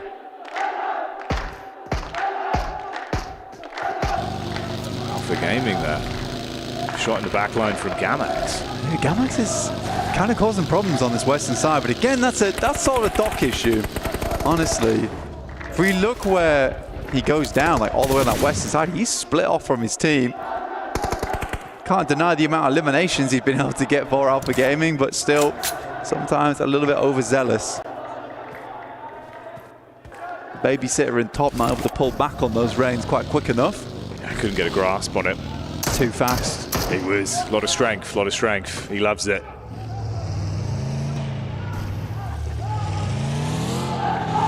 You know what? I think it's absolutely justified the sighting goes down there for Thunder Talks. I don't know why he was on that split all the way down towards that south side, especially when you know players are going to be wanting to rotate him through Picardo, through Power Grid. Sure, he provides information back, but probably could have just garnered that later whilst moving through those rocky outcrops on the eastern side. It was interesting as well for Thunder Talks. It almost felt like King was trying to get them to go back over to take the fight versus Intense game. But then again, like you say, it just resulted in them being fragmented. It doesn't really work out the way they were hoping for. Down to the trio to reposition in. And it's close grouping ahead of them. You've got a bit of a scout out from Padrino, who's going to get the info over towards that side. Rest of the squad holds further back, of course. AX and Alter Ego. All quite close together. This was Horror that were taking shots down from the top of the mountain range. So Alter Ego, rather Alpha 7, have just been taking so much damage from up on high consistently. Oh, get the knockback over onto Squash as well. Fragmented into both of the compounds. Got to tuck in and find some cover. Yeah, it's been really hard for Squash to move across the Creo now. So he's pretty much dead meat. Yeah, there really isn't much you can do on that one. It's unfortunate for him. Okay, so Thunder Talks, they have committed for the push back up. Obviously, you already had the compound set up for Alter Ego, so they handle that one with ease, it seems. Ooh. That's a explosive arrow! No way! Oh, what a launch from that one! Oh, we've heard legend of it. We have. But now we see it. It took me, my brain was like the synapses have connected. Where was this shot from? That's from across the bloody road. That's insanity. Through a tiny gap. Is that Legolas? Oh my God, the archer. Okay. Tengu's in the building. Good to see. Don't give me a replay of this. I don't want to see this. Let me see that explosive bow. Wow. Man, you felt that one in your chest. I was like, that's not a nade. But I didn't see anyone near him. Oh, the pull and release. Woof. He's good with the drawstring. Yeah. Lines it up and knocks him down. And no relief. No. The boys in Alpha 7. That's a rough way to go as well. You've been humbled. You'd be fuming. Damn. Okay. Pinpoint precision. The boys on Weibo bring a new meta to the game. I don't know if it's meta yet. Might be a little bit off meta, but I'm always down for people doing a little bit things funky. He's an innovator. Yeah. Can't doubt that. Straight inventor. Alter Ego on 3. To be honest with you, all things considered, I like that Alter Ego has slowed down their pace in this game. They know they go down to 3 early. They get 3 elims, which is still pretty good, to be honest, over towards Thunder Talks. As they rotate in, we did see that replay. Thank you, production. We do appreciate you. And it was good. It was good. Being able to hold that is nice. And that kind of comes off the back of Thunder Talks losing Sighting as well. You know, if they had 4, that might have been a very different story. If you got a 3v3 there for Alter Ego, they can handle themselves on that. You got E-Arena down towards the south side, looking to push slowly but surely up over towards Alter Ego. Yeah, I think that one was almost paralysis by analysis for Thunder Talks with how the decisions were made. So came back to haunt them. Sleepy still up top, such distance to play with.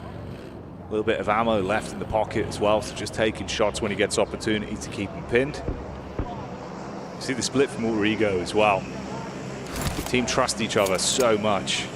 Speaking to Rosemary, you can see they all just play for one outcome. They're just looking for that win. They're not bothered about who's playing well. He said it himself, where he was just like, look, it doesn't matter if I'm playing well. I know my whole team can, and they certainly can. Bala's going to try and get out of there. I think he is the last player of the team, and Falcons just drop like a bag of rocks. I don't really know what more to say. I don't know if it's pressure.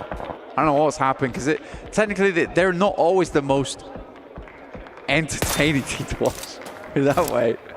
But they are consistent. Consistency is good. When they pop off, it's just very, very cool. But most of the time, you know, it's just slow but steady. Right, they're the turtle to Alter Ego's rabbit right now. But at the moment, the rabbit is very firmly winning this race. Yeah, quite a bit. Quite a bit. Turtle's got lost. Rabbit's focused. He's on. There's an 80 grand carrot at the end of the race here. Yeah, you definitely want to nibble down on that one, so you won't be stopping. Especially with how good they've done today. How amazing they looked yesterday as well. Great results for them. I think that's like you say, man, just being able to play with that pace, knowing when to dial it down. Even when they lose a player or 2 players early, it just doesn't really affect them mentally the way you see it start to rattle some teams. Gamax have been the problem maker of multiple times on these backdoors. Obviously looking for revenge for Doc here when he was taken down by them. Exchanging nades from either side, cast them over the top, just trying to keep them pinned. Bullets from the side. Ooh, couple tags there. That's actually Al Hadji from the top side with the backup of the rest of the power squad. Yeah, Ragnar's getting involved now too. Let's find APK. Some good nades from APG, by the way, there. Gets them down to around about 20%. So kind of unfortunate they're not able to land them as well as they'd like. And there's another that just lets the first aid kit go through. So they're just off target. Now they're hearing these shots coming through from the side from Power and even Weibo now sending down slightly. Got Order, legendary player from the PEL region, looking to push over towards that south side. Oh, mate, so brutal. So many sideline angles for Power, and in front of you it's Top and Zol that are able to just keep you pinned in position. Quick shot back up. Zol loves those fast engagements where he'll burst you down. Easy over the top again though, trying to keep it uncomfortable for them to actually close the gap and play off one another. It's isolated 1v1s. He's always been nasty with these nades. He's just laying them on top, and Zol knows to back it up. Oh, mate. Can't quite see him. Choreography of PUBG Mobile you need on this one has got to be pinpoint. He's trying to bait him in with the quick shots towards Ragnar up on high so he can switch the DBS for the close quarters engagement. Off the nade, it seemed like Easy wanted to completely commit to it.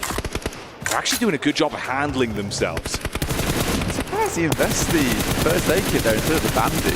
Got plenty from the back pocket. It wasn't really all that low. Just going to lose a lot of HP from that. Top consistently taking shots there, and Order finally steps up from the sidelines. Order was biding his time. Calm guy, his Order. Just will wait things out. Real stern look upon his face as well. Will lay down the carnage. Zol's going to try and go for something a bit cheeky, bandaging in the vehicle as he goes.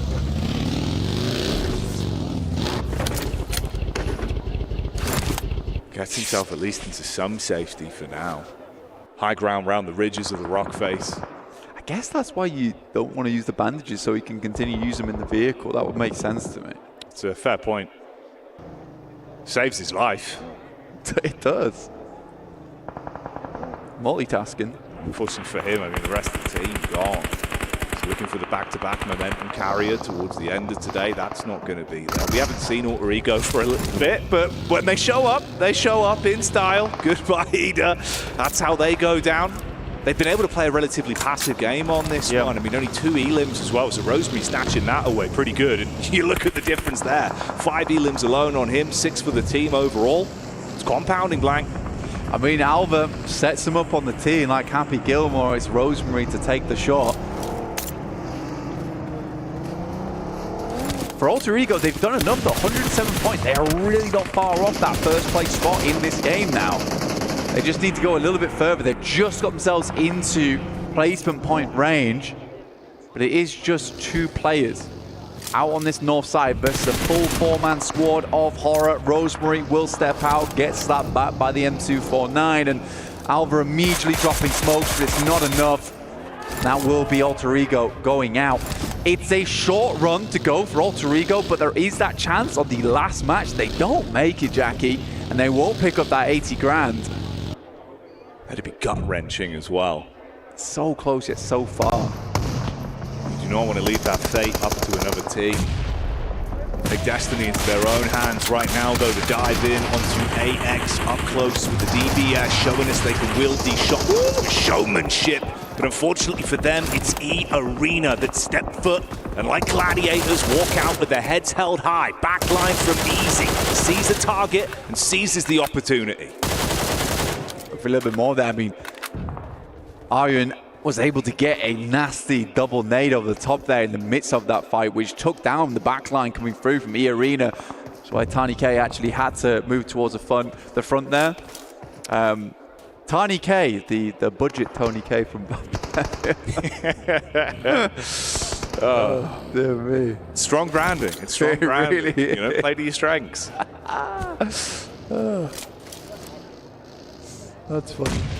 Tell you what, though, man. I can't make fun of it. I feel bad about that. Barney K. You issue in the apology on that one. Oh, God. Sorry. Fair enough. We'll let you off. You get one. You get one. I can't say it. Compose yourself, Blank. Ooh. We're back in the room. But for Sleepy, I don't know if he will be for too long, realistically. I mean, he was trying to go for the heads-up play in, causing a bit of chaos for the rest of the team from the side.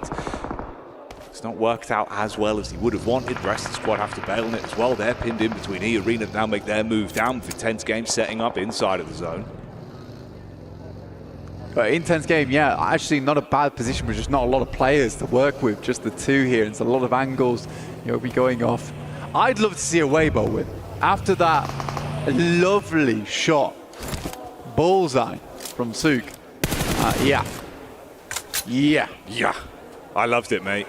It was impressive. And what a day it would be for them as well if they can keep that momentum going. Sook shows up. Hell, the cinematics on it if he gets another one. At the minute, though, Intense Game, like you said, so fragmented in the manpower advantage. Can't play off one another, so it's just isolated fights. It's easy as you shut one down. Weibo actually are in a pretty good spot, especially with Order playing the way he is right now. Yeah. It feels like he's just controlling his squad. Such great effect. It's a good high ground that they're playing off the back of, and it's a very interesting arena that we're finishing things off on here, where it's very open, but it's mostly just these rolling hills that are keeping these teams in check. And you can have a fair few teams here, because even on these slopes that move round on the circle, you still got cover there. Horror, with 3 players, looking to take down the Intense Game, but they waited a while to move in towards this circle now, Jackie. They need to sweep through to Tony K. Turn the tempo on. Do the Horror Classic where you expect them to play slow. They suddenly hit you with the fast right hook and you're just not ready for it. They dive in the vehicles now, go for the aggression up towards Weibo, see if they can dive on. It's Order that would be the first fight. Instant flames thrown at the feet. The SMG. How is he on the hills? He's still alive. Finds that one to knock back over with support in the rear, but the DBS replies. 1-for-1 trades on the fight. Meantime, Rapper tried to get involved from the backline. Sky immediately ducks back with the M249. Just a stun grenade in hand, just back and forth. That nade looks good, goes a little bit too far, and he just has to step out. The DBS will not make it happen. I think Order was expecting a little bit of a slower push, but it feeds back into what you were talking about, Jackie, is that Horror shows them something a little bit different, something they weren't expecting. That initial knock changed everything over towards Suk as well. E-Arena, Power, Big Al Haji, and Fahiden looking to make this work.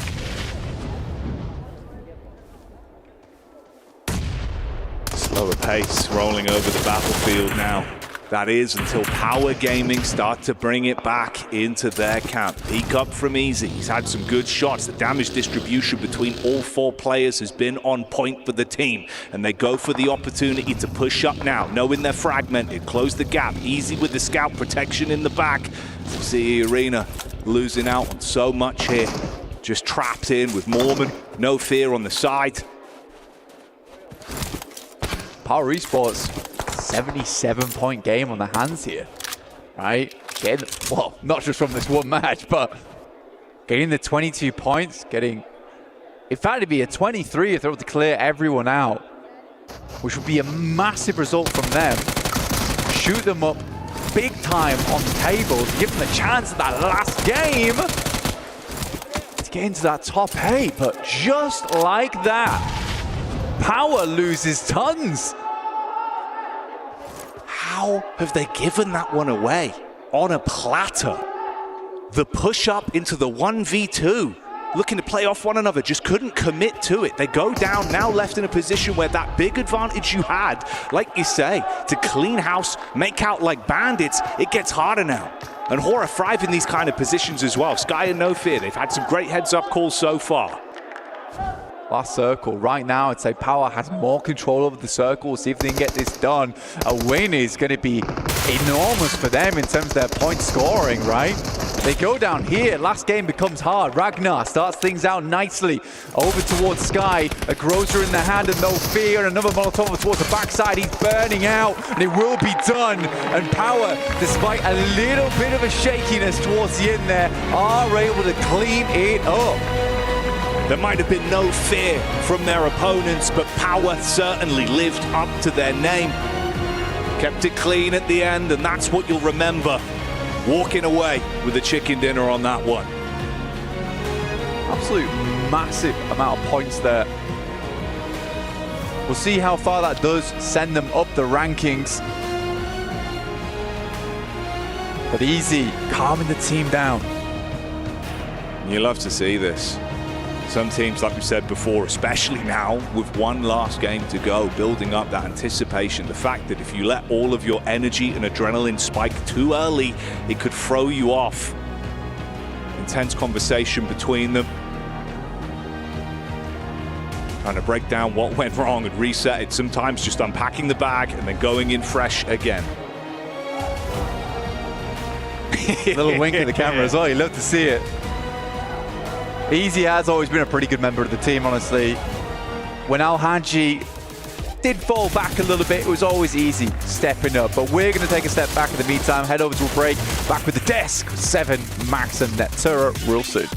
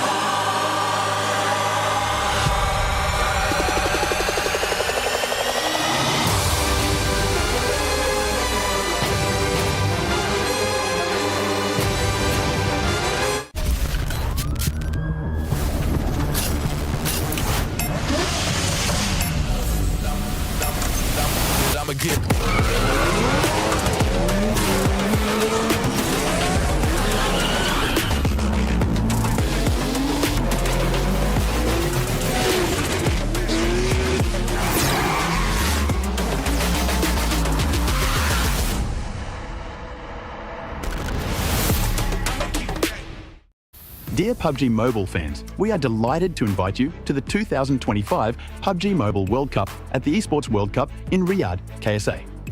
This exciting event will take place from July 25th to August 3rd at the Boulevard City. We've prepared tons of event perks, such as the PMWC Avatar Frame, Esports Passion Set, Esports Passion Parachute, and tons more items. Let's check out how you can get all these rewards. During the tournament, go to the Pandora event page via Lobby, Event Center, Esports to join the event. Mormon from SEA, Top from CSA, Pedrinho from the Americas, Silas from the EU, and Prestige from MENA will guide you through the 5 major parts of the event. They consist of tournament celebration, prediction rewards, esports shop, themed outfit, and champion challenge. Join these activities to earn rewards and collect esports tokens to redeem even more gifts in the esports shop. The more esports tokens you collect, the better rewards you'll get. You can get up to 2,870 esports tokens from the prediction event. It takes place from July 23rd to August 5th and consists of 3 stages that coincide with the tournament: group stage, survival stage, and grand finals. During the group stage, get 20 esports tokens by predicting the 8 teams you think will advance directly to the grand finals. Each correct prediction will grant you an additional 60 tokens. Make a total of 3, 6, and 8 correct predictions to get 300, 680, and 720 tokens, respectively. You'll get another chance during the survival stage to guess the other 8 teams that will make it to the grand finals. The rewards are the same as the group stage. During the grand finals, you must try and predict the ultimate champion. Just predicting will grant 30 tokens, and a correct prediction will grant 400 tokens. If you're unsure about your predictions, you can let your friends' predictions guide you. Find someone reliable, copy their predictions and wait to be rewarded. The 3 prediction rounds take place on July 27th, July 30th, and August 3rd at 10:45 UTC 0. Rewards are issued the second day after each stage ends at 4 a.m. UTC 0. You'll receive esports tokens based on your prediction results. Note, esports tokens don't expire and can be used in future esports events. Who do you think will be the ultimate champion? Join the 2025 PMWC event and share your predictions. Invite your friends to join the predictions and watch the tournament unfold.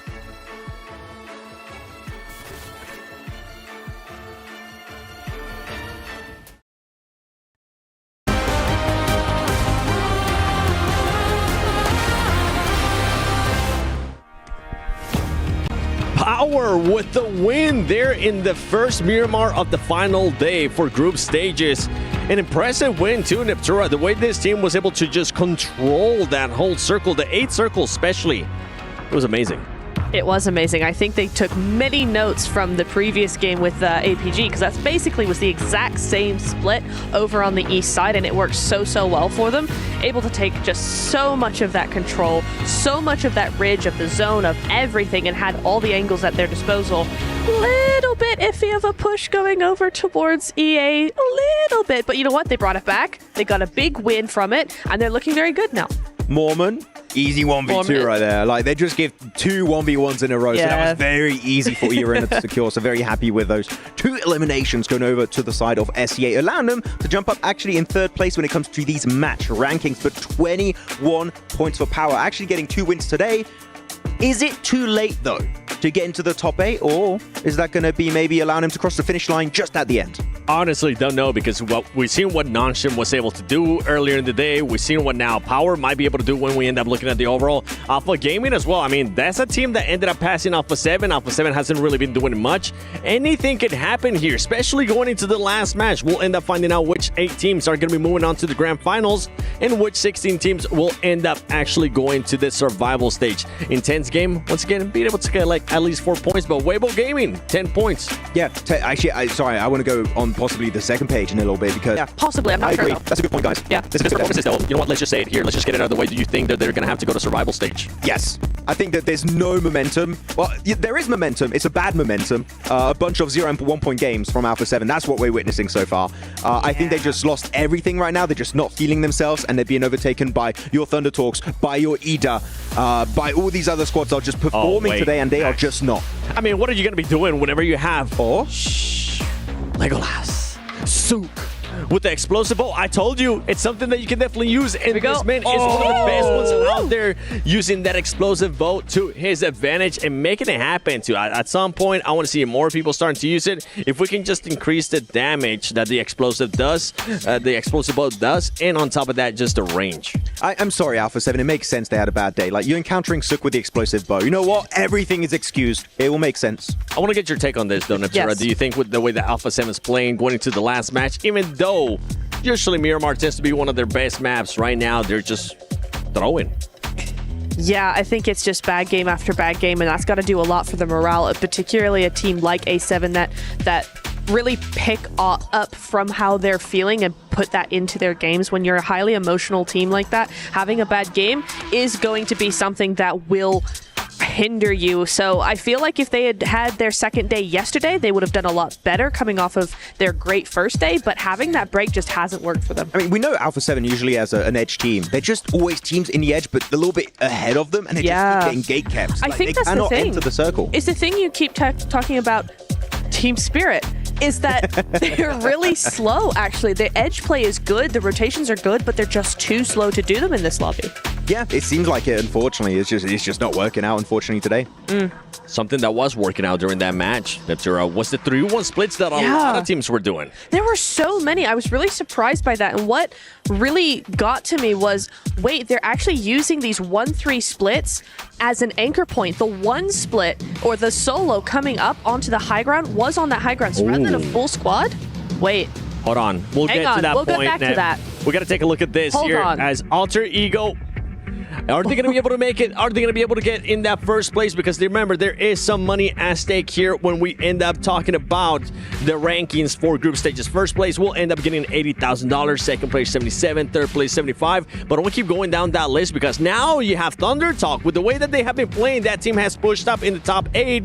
Yangon Galacticos gets pushed out. They're going to be going to none other than Survival Stage and Weibo Gaming. Look at them, how close they are. It's going to come. I honestly don't know who is going to be that A team. Alpha 7 Esports with just 70 points. Max, you were talking about it. They are slipping. Look, I said at the start of the day, I was like, I don't expect it to happen, but it could. You know, it's a possibility. Worst case scenario here for all the Brazilian fans out there here for PUBG Mobile Esports, and they've been having a really, really bad time, unfortunately. Going on to this third page.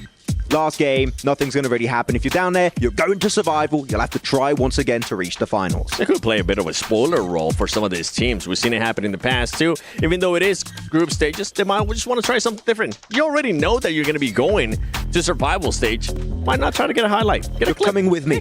Drag them down into the abyss of the survival stage. Hey, it's a strat. It's a real one. Yeah. Out of all these teams, I wouldn't be surprised if it actually does end up happening. We've seen some of the other teams starting to step up. Intense game. Obviously, for most of these teams, it's just going to be a little bit too late to even do anything. But those improvements are taking points away from some of those other teams actually hunting down for that top A spot. But something I want to take a look is none other than Maxman's Grenade of the Day.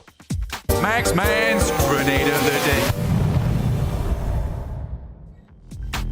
That's the first time I saw that intro. That was great. Maxman's Grenade of the Day is coming your way, and this time around, it's none other than No Fear from Horror Esports getting a double nade right in front of your beautiful eyes. Here you go. It was happening in the area of farm. The guy's waiting, lingering in the shadows. The nade comes on through onto Nongshim, Red Force, and they get absolutely battered. Nongshim sent right back to their home region. I like that. Thank you. That was good. That was a Molotov also, I think. That was the close-up, everything about that. And also, Horror Esports has been a team that did start performing as well, especially in that last match. We saw Sky being able to put up some good amount of eliminations. We sure did. I really liked what we saw from Hora. One thing I really want to see from Hora, though, is they're like 10, 15 points away from actually making top 8, pushing other teams down even further. If they can get a really good game this last game, they're looking really good. Well, ladies and gentlemen, it has come down to this. We'll be finding out which teams will be going directly to grand finals. It's going to be close. We don't know who's actually going to be going, who's maybe going to be getting kicked out of those top 8. Be ready, though, because the last Miramar is here. Take it over, Blank and Jackie. Thank you, 7. The stage is set. Our team's in position to get that sweet first place prize, Blank. That lion's share, the $80,000 on the line, and one team that's only a few points away. If they can deliver an incredible performance here, the chance that you could see 4 thrives lapped by Alter Ego, the opportunity, the narrative, the intensity is building. The group stage is coming towards its close. Dial yourselves in, turn up the stream, and get ready for the last game. We are gassed to be here. The final match of the day, match number 6 of day 3. It's Miramar. It's coming your way right now. Alter Ego on the precipice. Teams battling it out, just mere points away from one another on the leaderboards. So getting into that top 8. Weibo Gaming 76, APG 77, EDA Esports a 78, and guess what? It's Thunder Talks a 79. It's all to play for here, the final match of groups. The shift could be ginormous. The opportunity for so many lies at their fingertips. All you've got to do is seize the opportunity when it is presented on the battleground. A tight lobby, Blank. It's exciting. It's exactly what we'd want for this environment. For Alter Ego, a little bit worrisome. Teams could be hunting them. 5 points needed to make this one happen.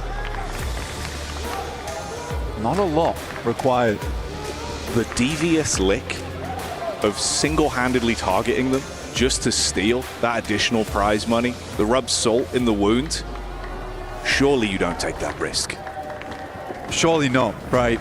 It's a terrifying one, honestly, for Origo. Do you jump on top of them if you're going through that survival stage? Do you make that happen? Do you ruin the lives of 4 players and 1 team? Or would you want to incur the wrath? You would make an enemy, and a very powerful enemy at that. A lot of potential. If they go down early, though, you better hope you wipe the entire squad, because as we've seen, they've been able to reset and pick up the pieces, even with duos. The talent on that roster has been here in full force, but just keep it in the back of your mind. So we're looking at 108 to 111. So yeah, 4 points. 4 points is what they need to overtake. Nongshim Red Force, as the boys were saying, slipping down that leaderboard. Started off so well, they could only hold on for so long. Now we're in dire straits for them. For other teams towards the top, 9th, 8th, 7th, 6th. All jostling for position here. For Alpha Gaming, where things, look pretty bad at the start of the day for them. They really have turned things around here. 77 points, just shy in towards that top 8. For Alpha 7, a bit more of a difficult task to jump up. Right now, we closed it out. The Thunder Talks, Ida, and APG moving through, with Weibo Gaming and Alpha 7 not quite making it. There is still a chance, though, for Nongshim Red Force. They started off well, and they close out the day well.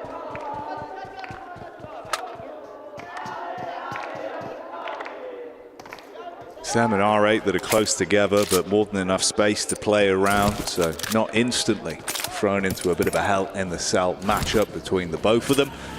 They can keep each other at arm's length, not wanting to run any risks there, but for R8, far less to lose. And of course, Nongshim Red Force, when you look at the point differential. Take a look at where we're sat on the map right now. Up towards Hacienda del Patron.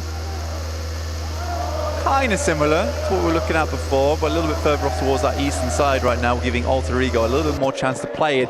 Luckily for them, not a single player lost at the start of the game here, so it starts off fairly smooth for them. Thunder Talks down towards their south side though, and there has been some scrapes, some arguments between that team, but it's Nongshim Red Force to find Damar to start things off. The shoe's on the other foot right now, but Biddy immediately knocked.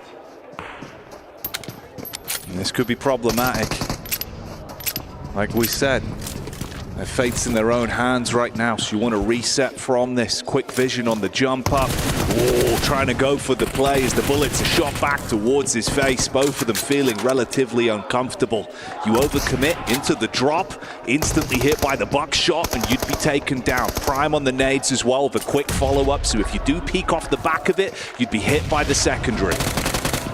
Clearing them off the angles, clears the corner, but Nongshim Red Force is afraid to move up into this one, letting their teammate bleed out. In the meantime, Prestige will find one, and R8 making it happen for Nongshim Red Force. The dream dying in front of their eyes. They're going to try and revive things right here, right now. Quick response back from Tizzy on the dive in, the shutdown Prestige. And they do save themselves the misery that they would have been feeling. Get each other back up, no full commits, just knocks. Binny crawling on the outside, desperate for a pickup. Just about gets behind this crate, but Marth is searching. He doesn't find him. Playing a game of hide and seek, just about manages to move out of the eye of Marth. But look at that, Nongshim Red Force nowhere near, and despite the slick maneuvers, it's not meant to be for Binny, and Nongshim Red Force will play on with 3. It's rough, man. No one in position to play. Medic getting back on his feet, like you said, even with the heads-up plays from the knock state. You might not find him, but you'll snatch away one anyway. R8 with a single elimination. Marth knows he's being hunted now. I can't believe he managed to crawl around that crate, have the wherewithal to come back around. Henry going down, that's to Alpha 7 right now. We're getting a real group up over towards the central side of the map around Hacienda. Not an easy position to play around Graveyard as well, very open, Jackie. the Valley of Death on that side. Sticky sent in over towards Marv. There's no quarter here. Longshin Red Force want to put the final nail in the coffin to the team that really ruined their chances last match.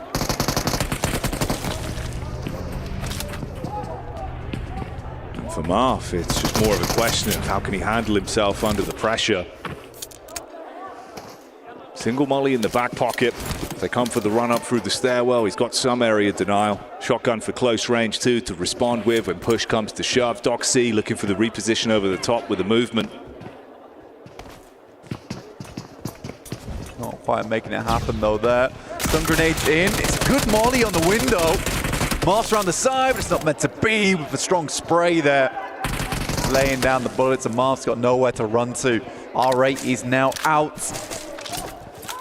And we'll have no more games to play. I think light frustration there as well. Shots onto the loot crate at the end, so you can see losing that one player, it could come back to upset them. Showing a bit of the emotion.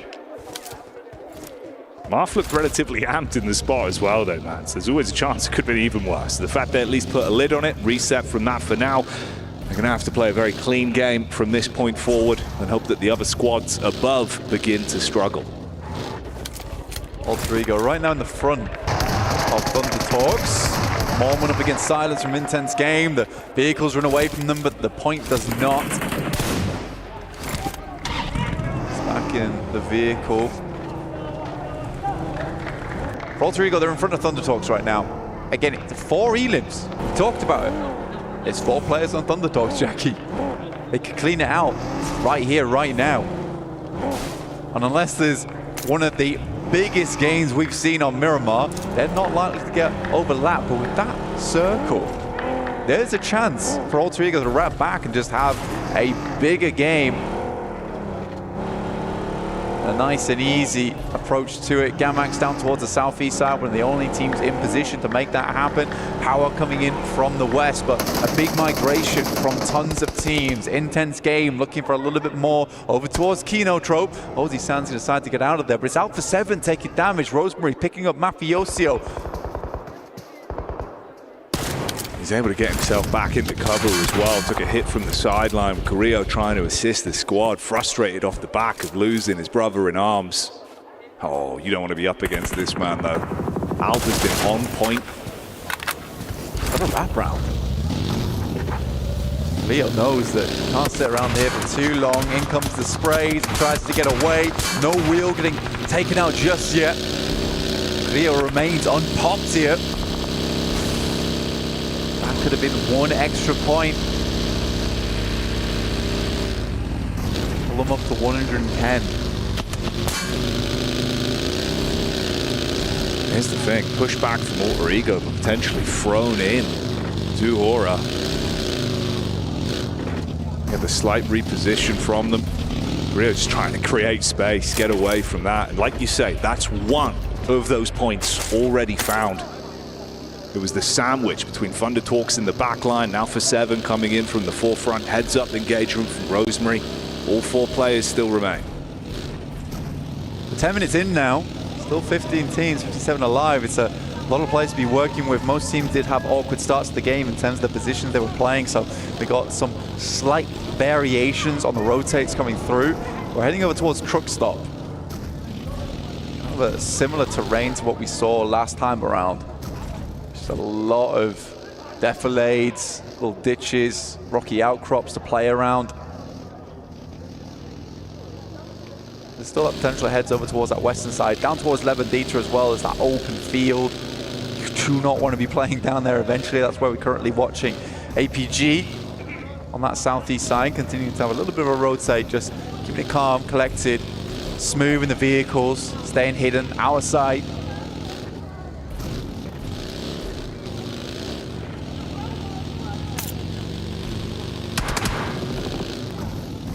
Ida taking a little bit of chip damage from the sideline there as they make their move up towards Alpha 7. AX just behind, and of course that last duo just coming in over the ridge side. It's a reposition with Nonjin Red Force coming down. Eda's not safe by any means, right? Look where they are on the map as well. Alpha 7 to their right, Nongshim Red Force off towards their left. They got AX in front of them, so Eda's got to make a quick wraparound. They could head over towards Graveyard quite comfortably, especially with this circle heading over towards the west, the east, and then coming back over towards that western side. Eda can be quite confident that a lot of teams have sent further out towards that east, and this western portion of the zone could be open. So they've got to make that quick rotate now. AX is also feeling the burn. Right, the time is ticking down and they're heading over towards a similar compound. This is a big moment now for Eda. Gotta make the most of this when push comes to shove. See how that develops. Weibo as well in position. Meanwhile, more going the way of Alter Ego. It's back onto Alpha 7. And this is what we were talking about. One elim at a time. Building their way up towards that lion's share of the prize money, but response back over. It's not entirely free. Damage onto Alpha. One player fragmented from the squad as well. Krypton up on high, trying to assist. Moana further back. And Krypton actually went down there. And it's not a good player to have go down in this situation. I think for Krypton, maybe a little bit overzealous. You need to provide that information back to the team, and going down up on that hilltop, it's hard to get your buddy back up again. In the meantime, Horror starts to move over the top. Senses the nade, sees it go through. Rosemary now with another look to put it on target. This one looks fairly decent. Does half damage. Gonna look to do the rest of the work with the DBS. And that's it. 3 elims. Tucks himself back in. Looks to stay alive. Rosemary surviving for now. A critical position. They know how big this can be. They've almost completed the task they set out for inside of this lobby in the final game, Blank. See if they can finish the mission. Come home victorious. It might be a little bit of a lackluster game from them, but they've done what they needed to do. Yesterday was an absolute banger. Alva's finally going to try and rock up over towards Krypton, but he's finding it fairly difficult.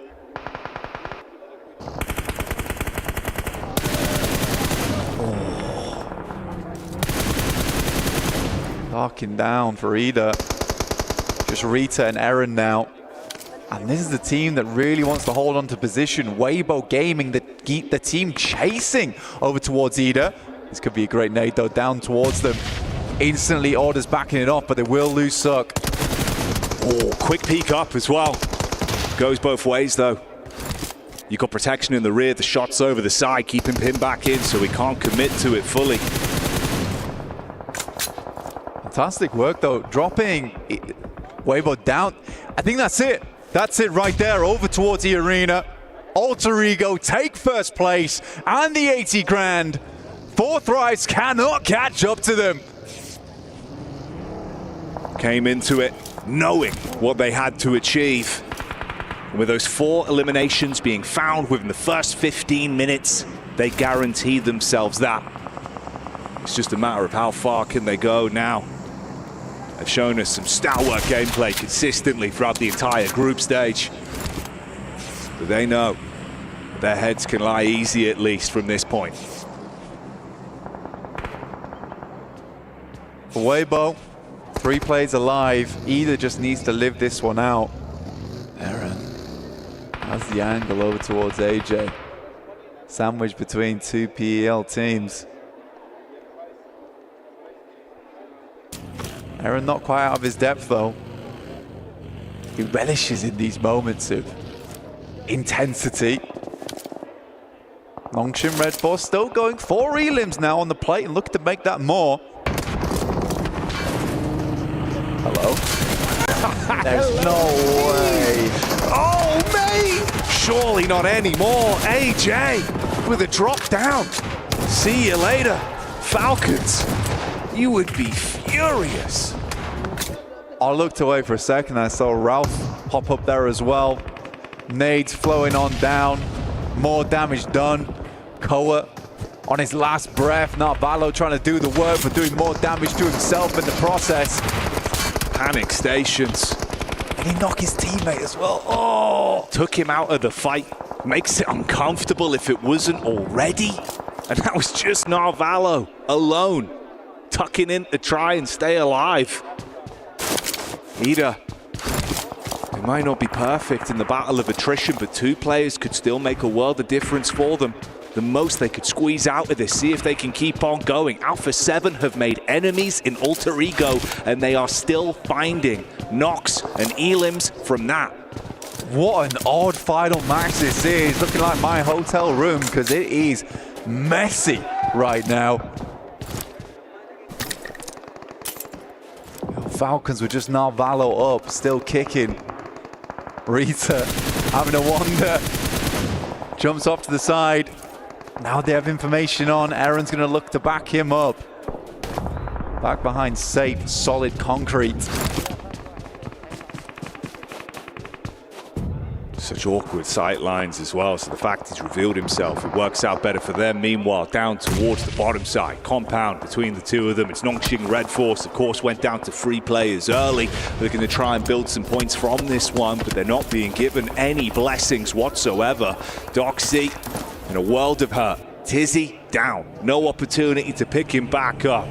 You got the split from Kino Trope, Nade being primed as well. Tucks himself inside of the building with the smoke. Mark commits onto that one to completely remove him. For Nongshim Red Force, I think that this might just be game for them. Not making it to that top 8 really does suck after today had been so good for them. Depends if Doxy can pull something magical out the bag. Horror, Sky finding a shot over towards Alva, but for Alter Ego, do they even care at this point? I do not think so. Their main quest in this lobby is completed. It's all just about the side objectives for them.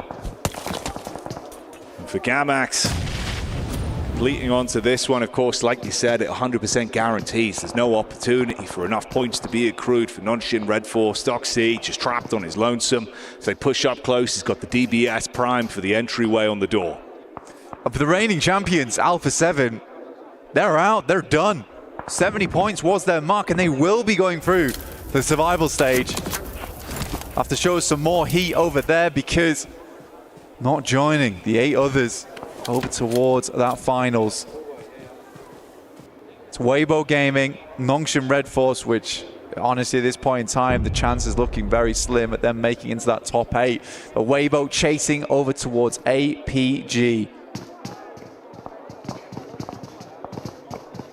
Rosemary up on the hill, dialed in, eyes like a hawk, just looking for the opportunity to be presented from this skirmish between Gamax and Doxy.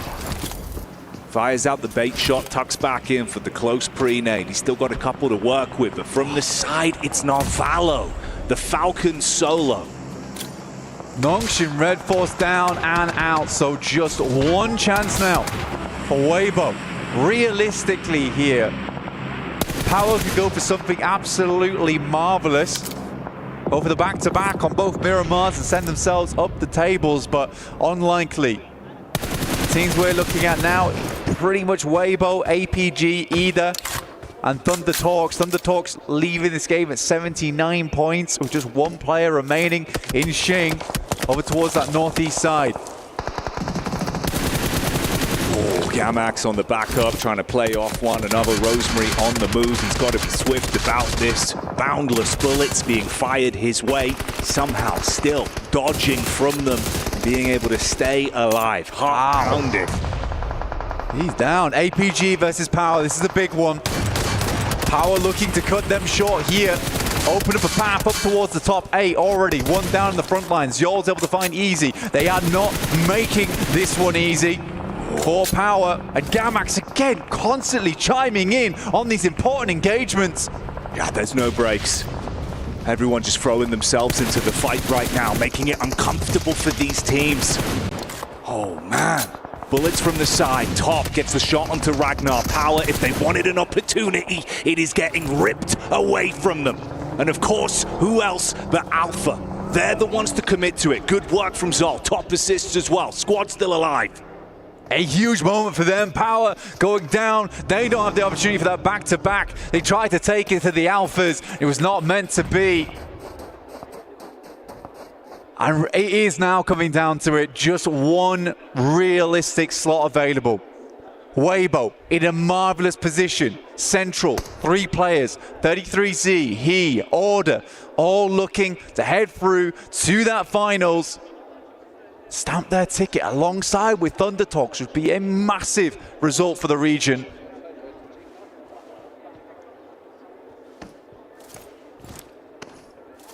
They can play passive from it. Great cover, good position to be in. Information from either side as well from the rotation in.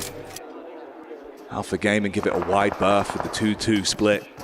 Doc breaks off from the squad. We're back up this time. Zol and Top make their move in slowly as well. Scouting out on this one. APG continue to move up. The journey's not done yet and they know it. Either might be behind them in the rankings, but those two players, they're cemented in.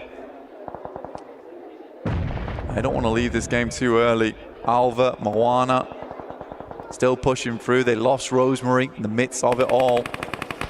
Narvalo steps up for nade. It's a long one, but it is order to finish the business, and that's more points accrued for them.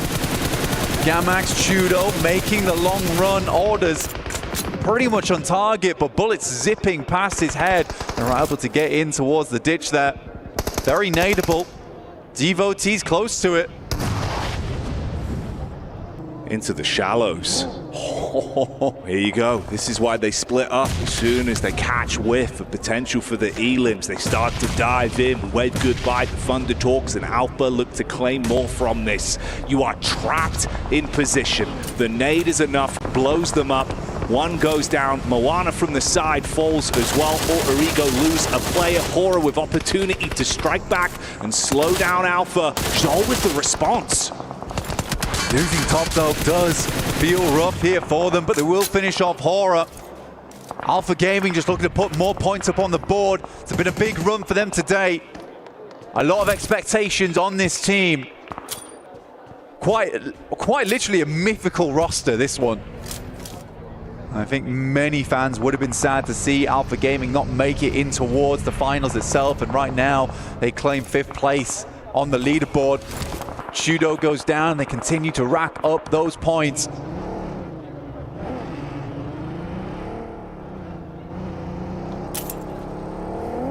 For Weibo, they continue to sit pretty.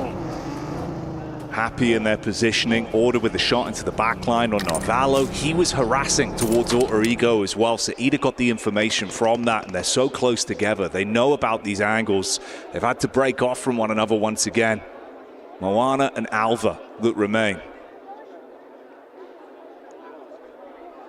I think in the midst of all this, Jackie, you do have Regnum Kaya sitting here. Believe they were towards 6th place now, potentially 7th place. That's where we're seeing Regnum Kaya lie. There's a potential for Ida and Weibo to move in. It's Regnum Kaya to get cut out from the top 8.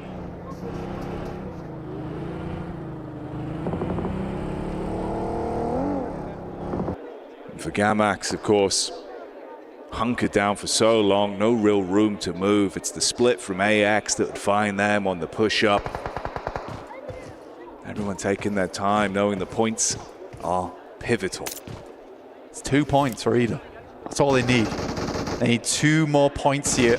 Eren standing up versus Alter Ego, has the nade in hand. They can just get over Regnum Kaya. It would secure them in their position. Moana goes down, Rita will find him. They're up to 3 now. They just want to hit that 7th place. And then even if Weibo does get this massive game, Ida is still in. An up-and-coming Turkish team taking out one of the Turkish Titans will be a storyline and a half. They're looking good for it right now. Smart plays, but look at this. The dive in, intense game, looking to turn up the heat, but the response back is critically clean. Instantly engages with the shotgun from the side, down 2. You got the nades running in from the top. He just needs to get it on target, and that's enough. That should push them over into 7th. There it is. Anita just about make it. They hung on over towards the concrete and the girders. And they were solid as steel in that position for such a long time as just a 2. Doc steps out a little bit too far, and Order will lay down the gavel.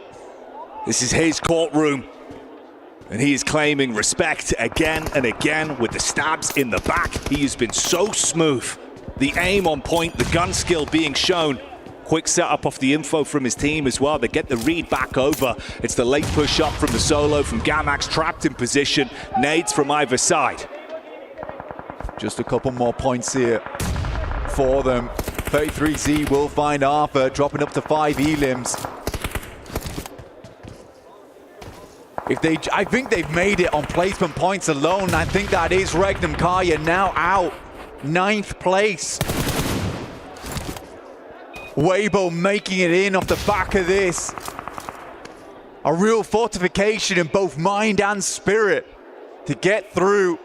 Join Thunder Talks in that finals. What a result for PEL.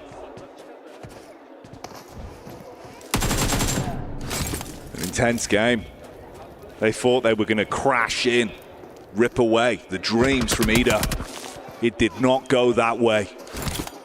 They were the Sandman on that one, and you're put to sleep from the sidelines of AX. Living on borrowed time in this one, but from the setup and consistency we have seen, it's Weibo that are looking to close it. Order has been popping off. Last 2 squads remain free on either side. I mean, Weibo will get a good chunk of change off the back of this one as well. If they can finish this out, it will be a nice result for the special invite and AX as well if they're able to finish off with a chicken dinner. And again, we talked about this team starting slow on day 1, coming into day 3 and feeling a little bit sluggish as well. Finishing off on a chicken dinner will reignite that team. Give them the motivation, that little bit of inspiration to play on in that survivals. Find success. You got to take it into your own hands now, though. Show us what you're made of. Ooh! Nitro down into the back line. The blow on Order hits heavy. Ordnance in front of him as well as he's trying to reposition on the knock.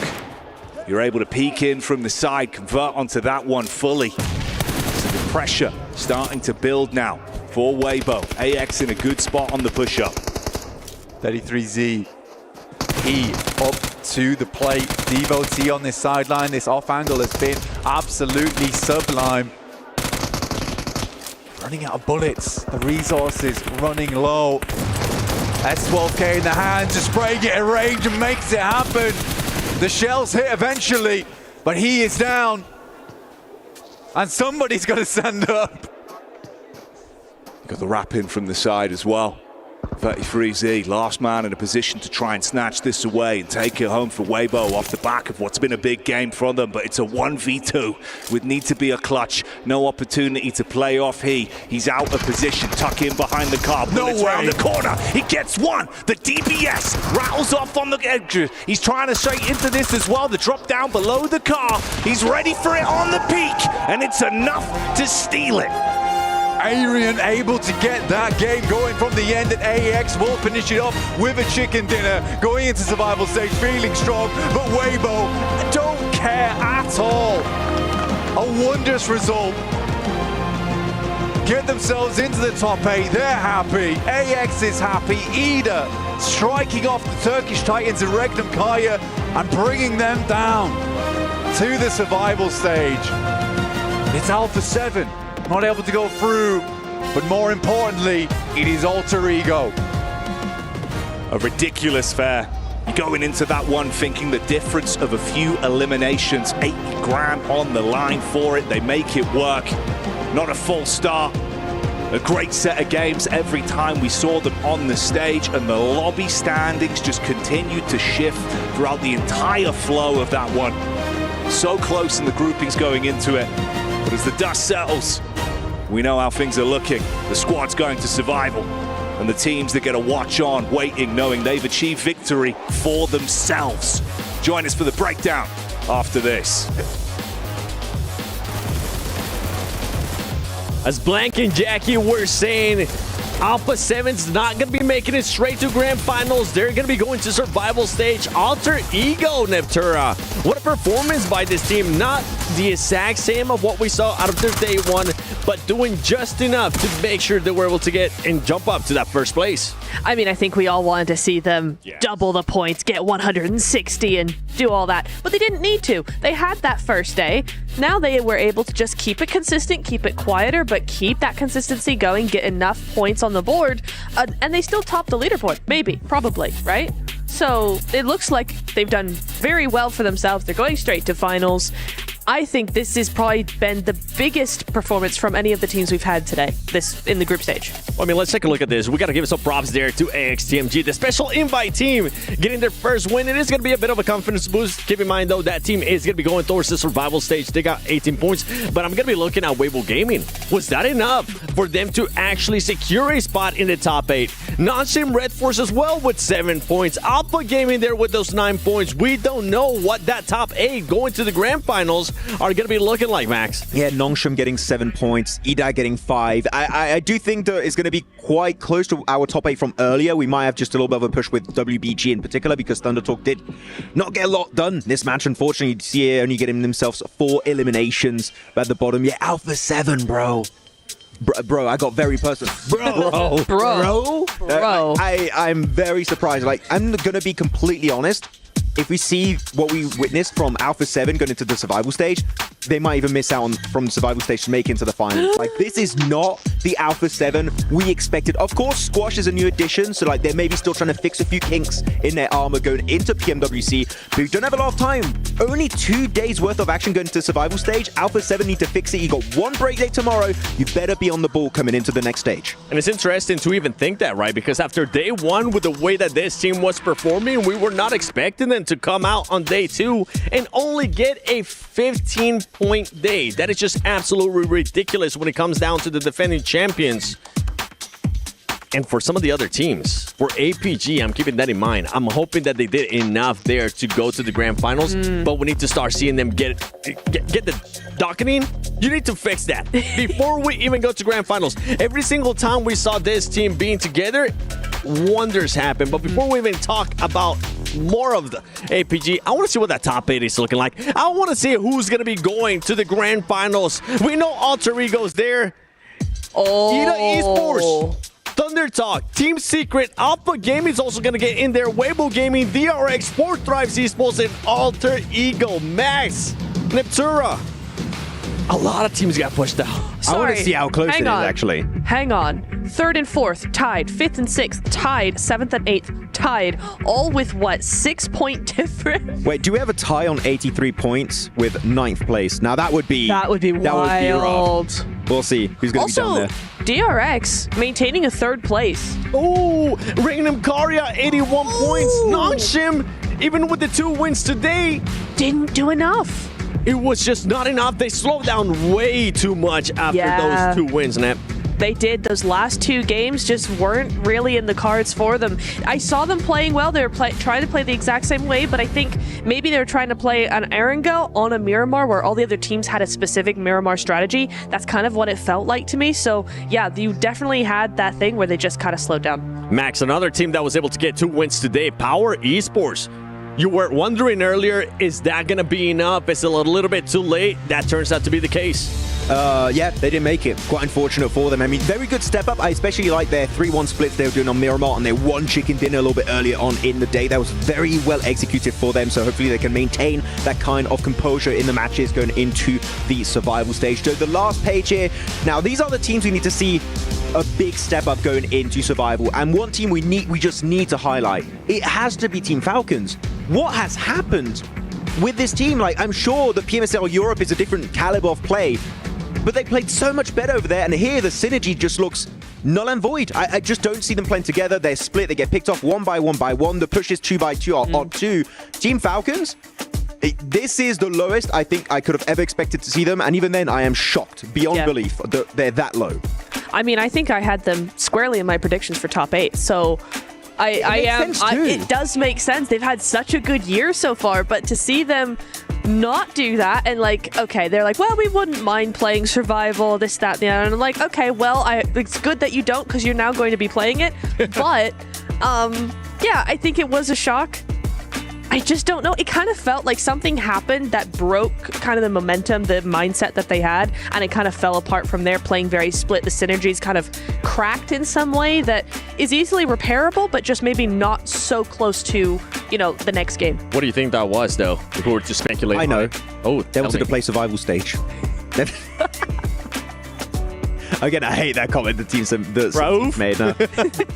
But I hope they can take some teachings out of the group stage and actually try and improve upon it going into survival. But Falcons, after especially the meteoric rise of this team throughout 2024, the start of this year, PMGC to get 3rd place with Nigma Galaxy, 2nd place going into PMGO. They have had so much hype behind them, especially since they won PMSL EU versus 15 Turkish teams, one of the best teams out there, and unfortunately was not close enough for them to qualify in the top 8. And once again, just if you're tuning in, if you missed out when we were looking at those overalls, these are going to be the top 8 teams that are going to be advancing to the grand finals. They're just going to be sitting pretty, watching what's going to be happening in survival stage, taking up all those notes. What is it, Max? I do want to say one very big surprise out of the Turkish teams. No Regnum Karya, no Fireflux. We get IDA, the underdog team out of Turkey. That is a big surprise. I do have to give big props to Eren in particular. This guy played with Zeus back in PMGC. No, maybe not too experienced on the global stage, but IDA able to eclipse the 2 other teams of his home region. Now that is a massive surprise for me, set up to go into the finals. And for IDA as well, one thing that we saw out of them today was just so much more aggressiveness out of this team. And now for the teams that are going to be advancing to the survival stage, absolute shockers, to be completely honest.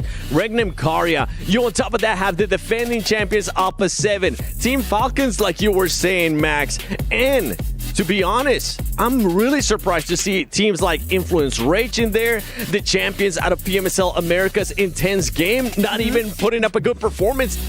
Maybe today we saw some flashes here and there, but besides that, nothing. I'm really surprised that Intense Game were not placed higher than they were, because they have been very consistent today. You saw some really nice splits, some really nice control on the side, one side of zone, something like that. And they're constantly in that top 8, top 7 position. But to only get 45 points, it does show you that you need to be consistent on both days, because one day just is not going to cut it. It came down to the first day. They were just non-existent whatsoever. Kind of along the lines there of what was happening with Power. We saw those teams going to survival stage, Max. We saw the teams also going to grand finals. Out of everything that we've seen, I know you gave me some already that surprised you and whatnot.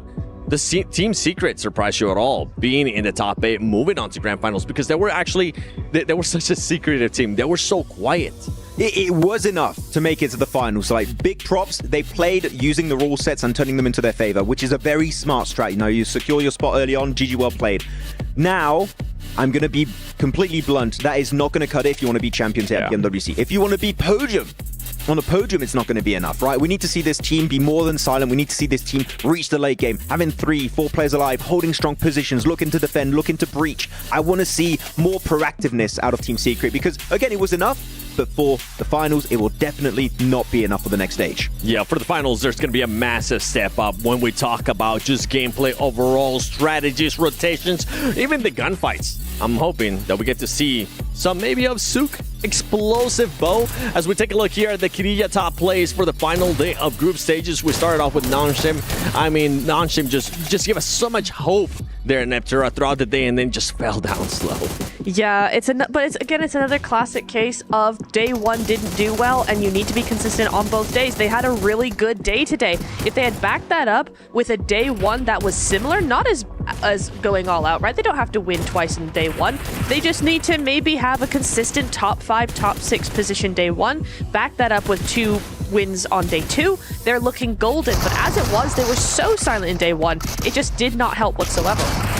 Continuing to talk about teams that did a step up in regards from day 1, they weren't really that impressive. On day 2, they were a little bit more impressive. E-Arena, I feel like, was one of those teams. We started to see a little bit more out of them. We started to see them being even more aggressive as well. And I feel like, Max, I don't know if you agree with me on this or not, but this current lobby, it definitely rewards aggressiveness. For sure. Like, if you are a passive team, unless you're Team Secret, you are going to be struggling. That's like the one issue is Team Secret, but otherwise you're going to be struggling quite heavily. It might be enough to make it in top 8, but if you want to go the entire way, if you want to make history here at PMWC 2025, you are going to want to be both passive when needed and aggressive when the circle requires you to do so. So I think a lot of teams are going to try and add to their kind of their gameplay strats handbook in terms of what they can try and achieve and pull off in these games. I feel like yesterday we had a pretty obvious Sony Hero of the Day, the MVP. So far today, I honestly don't know. Before we show it, we got to take some guesses. Make sure you guys let us know in the comments below who you think this Sony Hero of the Day is going to be. I'm going to go with you first, Nat. Oh, of course you did when my mind's gone blank. I'm going to say it's probably somebody in... Oh, God, I don't actually know. Max, who you got? Binny. Okay. Oh, Binny, really? Okay, that makes sense. That makes sense. You know what? I'm going to go Rosemary again. Oh. Makes sense too, actually. That's not a bad pick. Okay, all right. What about you, Seven? Yes, Seven. I kind of want to see somebody from APG. I feel like it was Somebody who? it's going to be Seal. I was really impressed with the way he was able to play today, the way that he was able to get angles as well. So you know what? Stop teasing us. Show us who is it going to be. Oh, Rosemary, 15 eliminations, 3,600 damage. That's what you like to see. Consistency. It's awesome. Yeah, that is really nice to see. I thought it might be him because we did see 5 elims in one, like halfway through one of the games. I thought, nah, this guy's got to be MVP again, right? Some really good stuff, and it just goes to show you how much work they were really doing, even though they didn't really get any wins. It's going to come down to that consistency. Rosemary, you were able to do it 2 days in a row. Now you get a chance to sit down, relax, go back to the drawing board. We didn't get that 5,000 damage. We got close to it, though, Max. But same limbs, right? Like, he got 15 yesterday? I think he ended up getting 18, if I'm not mistaken. Was it 18? Okay, but like still close despite getting less damage. He's still very impactful, still able to back up the results. And we said it, right? It's been a long time since we've had an SEA MVP. The fact that he becomes the hero of the day twice in a row for the group stage is very impressive. It's been a while, too, since we got an MVP back-to-back. I feel like it has been a minute, especially when we talk about group stages, when we talk about global events. I can't think of one right away, so it's good to see that the consistency is there for Rosemary. Now they got to continue. No, it can't just be Rosemary. It has to be the whole squad. That's how we're saying. We're going to have to wait it out a little bit to see them again. Indonesia, I know you're happy that you currently have a team that's performing. We got to talk even more about those teams that are going to be going over to that survival stage. And Rosemary, I mean, continuing with the honor domination role. And this is for players that got 3 or more eliminations in a match. He was able to do that 3 times. I think yesterday he was able to do it 4 times, Nat. Yep, that is entirely correct. It was 4 times yesterday. So very, very similar results coming in from Rosemary. Similar performance there. Your prediction of Binny actually wasn't far off. Binny's not on this list, but 2 of his teammates are. Hey, Binny, Tizzy, I misspoke. I meant Tizzy. Sure. Aaron's up there. I talked about him. He's going to be the standout newcomer of Turkey. I know he's been doing really good. The order, be careful, Paraboy. He's coming for that MVP status. I knew where you were going with that one, Seven. Order. He's chasing down history here because we did chat about it. Yes. If WBG win this, I would have to agree and say that Order's the new PUBG Mobile Esports GOAT. I think it would be for sure a good statement he would make here by winning PMWC. 100%, and it's good to see for Weibo Gaming that currently one of their top fraggers is starting to perform leading up to the grand finals. You want to be able to see Order put up the numbers. He's going to be able to do just that. Now, out of the teams that ended up qualifying, I kind of want to put you in the spot a little bit here, Max. Which one do you think it's going to be a breakout player going into the grand finals? A breakout player. We have already seen some teams end up surprising us. I think for Four Thrives, just to remind you, even though they weren't here, Naki has been really good. We always talk about Vlog, we always talk about T24, what IQ is able to do as well, but Naki being able to have that clutch factor for the squad, that's one that's really outstanding to me. I was going to say Noki. I just thought I knew. Yeah, so yeah. My boy. Noki. I'm taking Noki. How about you? I got to say Alva. You know what? Yes. Yes. You know what? Alva from Alter Ego. Oh, true. Yeah. I stand. Are you vibing with him? I'm vibing. Are you vibing? Alva. Yeah. We're standing and vibing. Okay. Raised up the lobby. The vibes. Really good. The vibes are good. Kalaris you know what is else? loving this. You know what else is good? Don't forget that from July 25th to July 27 and August 1st to the 3rd, log into Summon Airdrops and collect 2025 airdrop vouchers to enter prize draws for official merchandise, smartphones, BD partner rewards, permanent in-game items, and more. every participant is guaranteed to win. Additionally, from July 25th to the 31st, vote for your favorite airdrop partner for a chance to receive special gifts from them. Don't miss this year's airdrop carnival and unbox your surprise, because we have already gotten a bunch of surprises here, especially in the group stages. Defending champions gonna have to struggle, gonna have to go to the survival stage. I am happy though, not gonna lie, I'm happy that that's gonna be happening, because I haven't been really impressed with the way that Alpha 7 has been playing, even going all the way back to PMSL Americas. One thing that this team was able to do, they barely qualified to PMWC. It came down to that last game. That's not a really good precedent, is it, though? Really? I mean, barely qualified to get here in the first place. Barely just about not quite make it to top 8 for finals.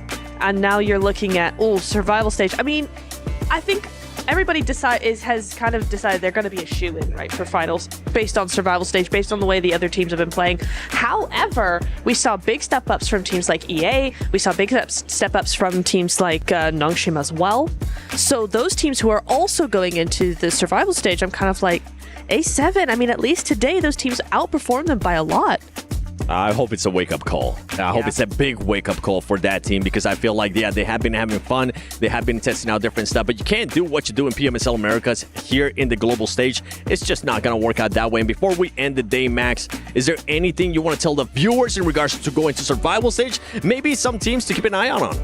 You need to get ready, because what we just witnessed from teams such as Alter Ego, Four Thrives, DRX, like, they are going to play in a very similar fashion going into the finals. You need to be able to match, if not exceed, those kind of plays that were pulled off by those teams. So you better get back to work, because otherwise, guess what?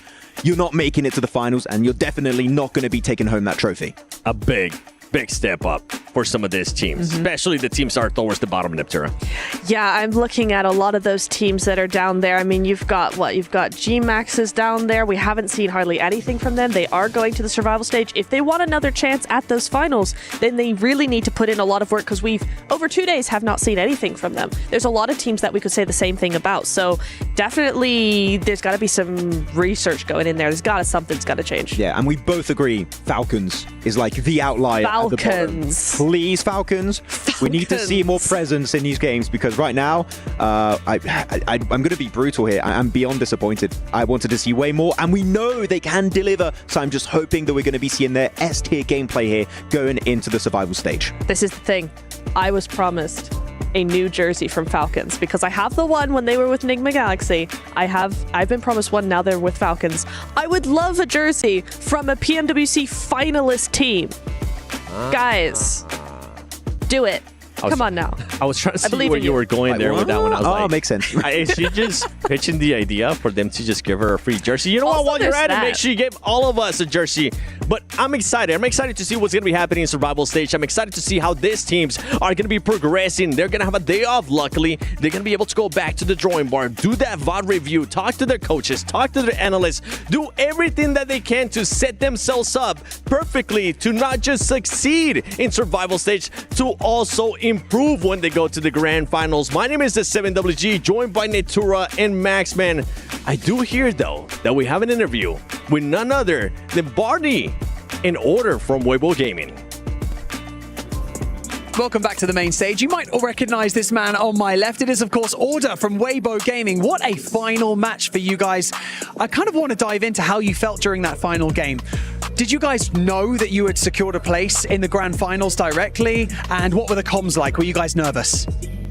首先就是很精彩的最后一局，就想问你，当时最后一把的时候，你们是已经知道你们成功的晋级了这个总决赛了呢，还是当时可能队内还是可能比较紧张一点的，以及你们当时最后一把的队内的沟通是什么样的？当时就想着先我一个人拉右边去嘛，但是不知道他们是一个满米队。我们当时场上情况是因为我们清了一个独狼，我们没有记清楚就场上的情况，然后以为是个3打2打1，然后就是出一点失误嘛。然后分数的话，我们都一直是不担心的，我觉得我们都是稳进。I would say that generally we were pretty self-assured in the sense that we knew that we were definitely gonna go into the grand finals early on. But for the final matchup when we were up against the final remaining team, there was a bit of miscommunication. We saw that there were like 3 players alive. We thought that it was, us 3 against 2 teams of like 2 players and a single lone wolf. However, it turned out that it was like a full team. So we had a bit of miscalculation there and we made some misplays. I think that, if we were in a calmer or more focused state of mind, it could have gone the other way. Well, nevertheless, you guys made it into the grand final, so congratulations. You've got 4 days now between here and the grand finals. What's the plan? Are you guys going to, relax and reset, or is it straight back into practice and creating strategies for the grand finals? 那现在你们成功晋级到这个总决赛，你们有4天的休息时间。你准备这4天功夫大概做些什么事情呢？你们战队是可能更偏向于休息调整，还是可能更加刻苦的训练呢？因为我们版本还是不是很适应嘛，所以我们需要花更多的时间去练习。Well, we think that we're not exactly very used to the new patch right now, so we're definitely going to spend this 4 days practicing a lot more.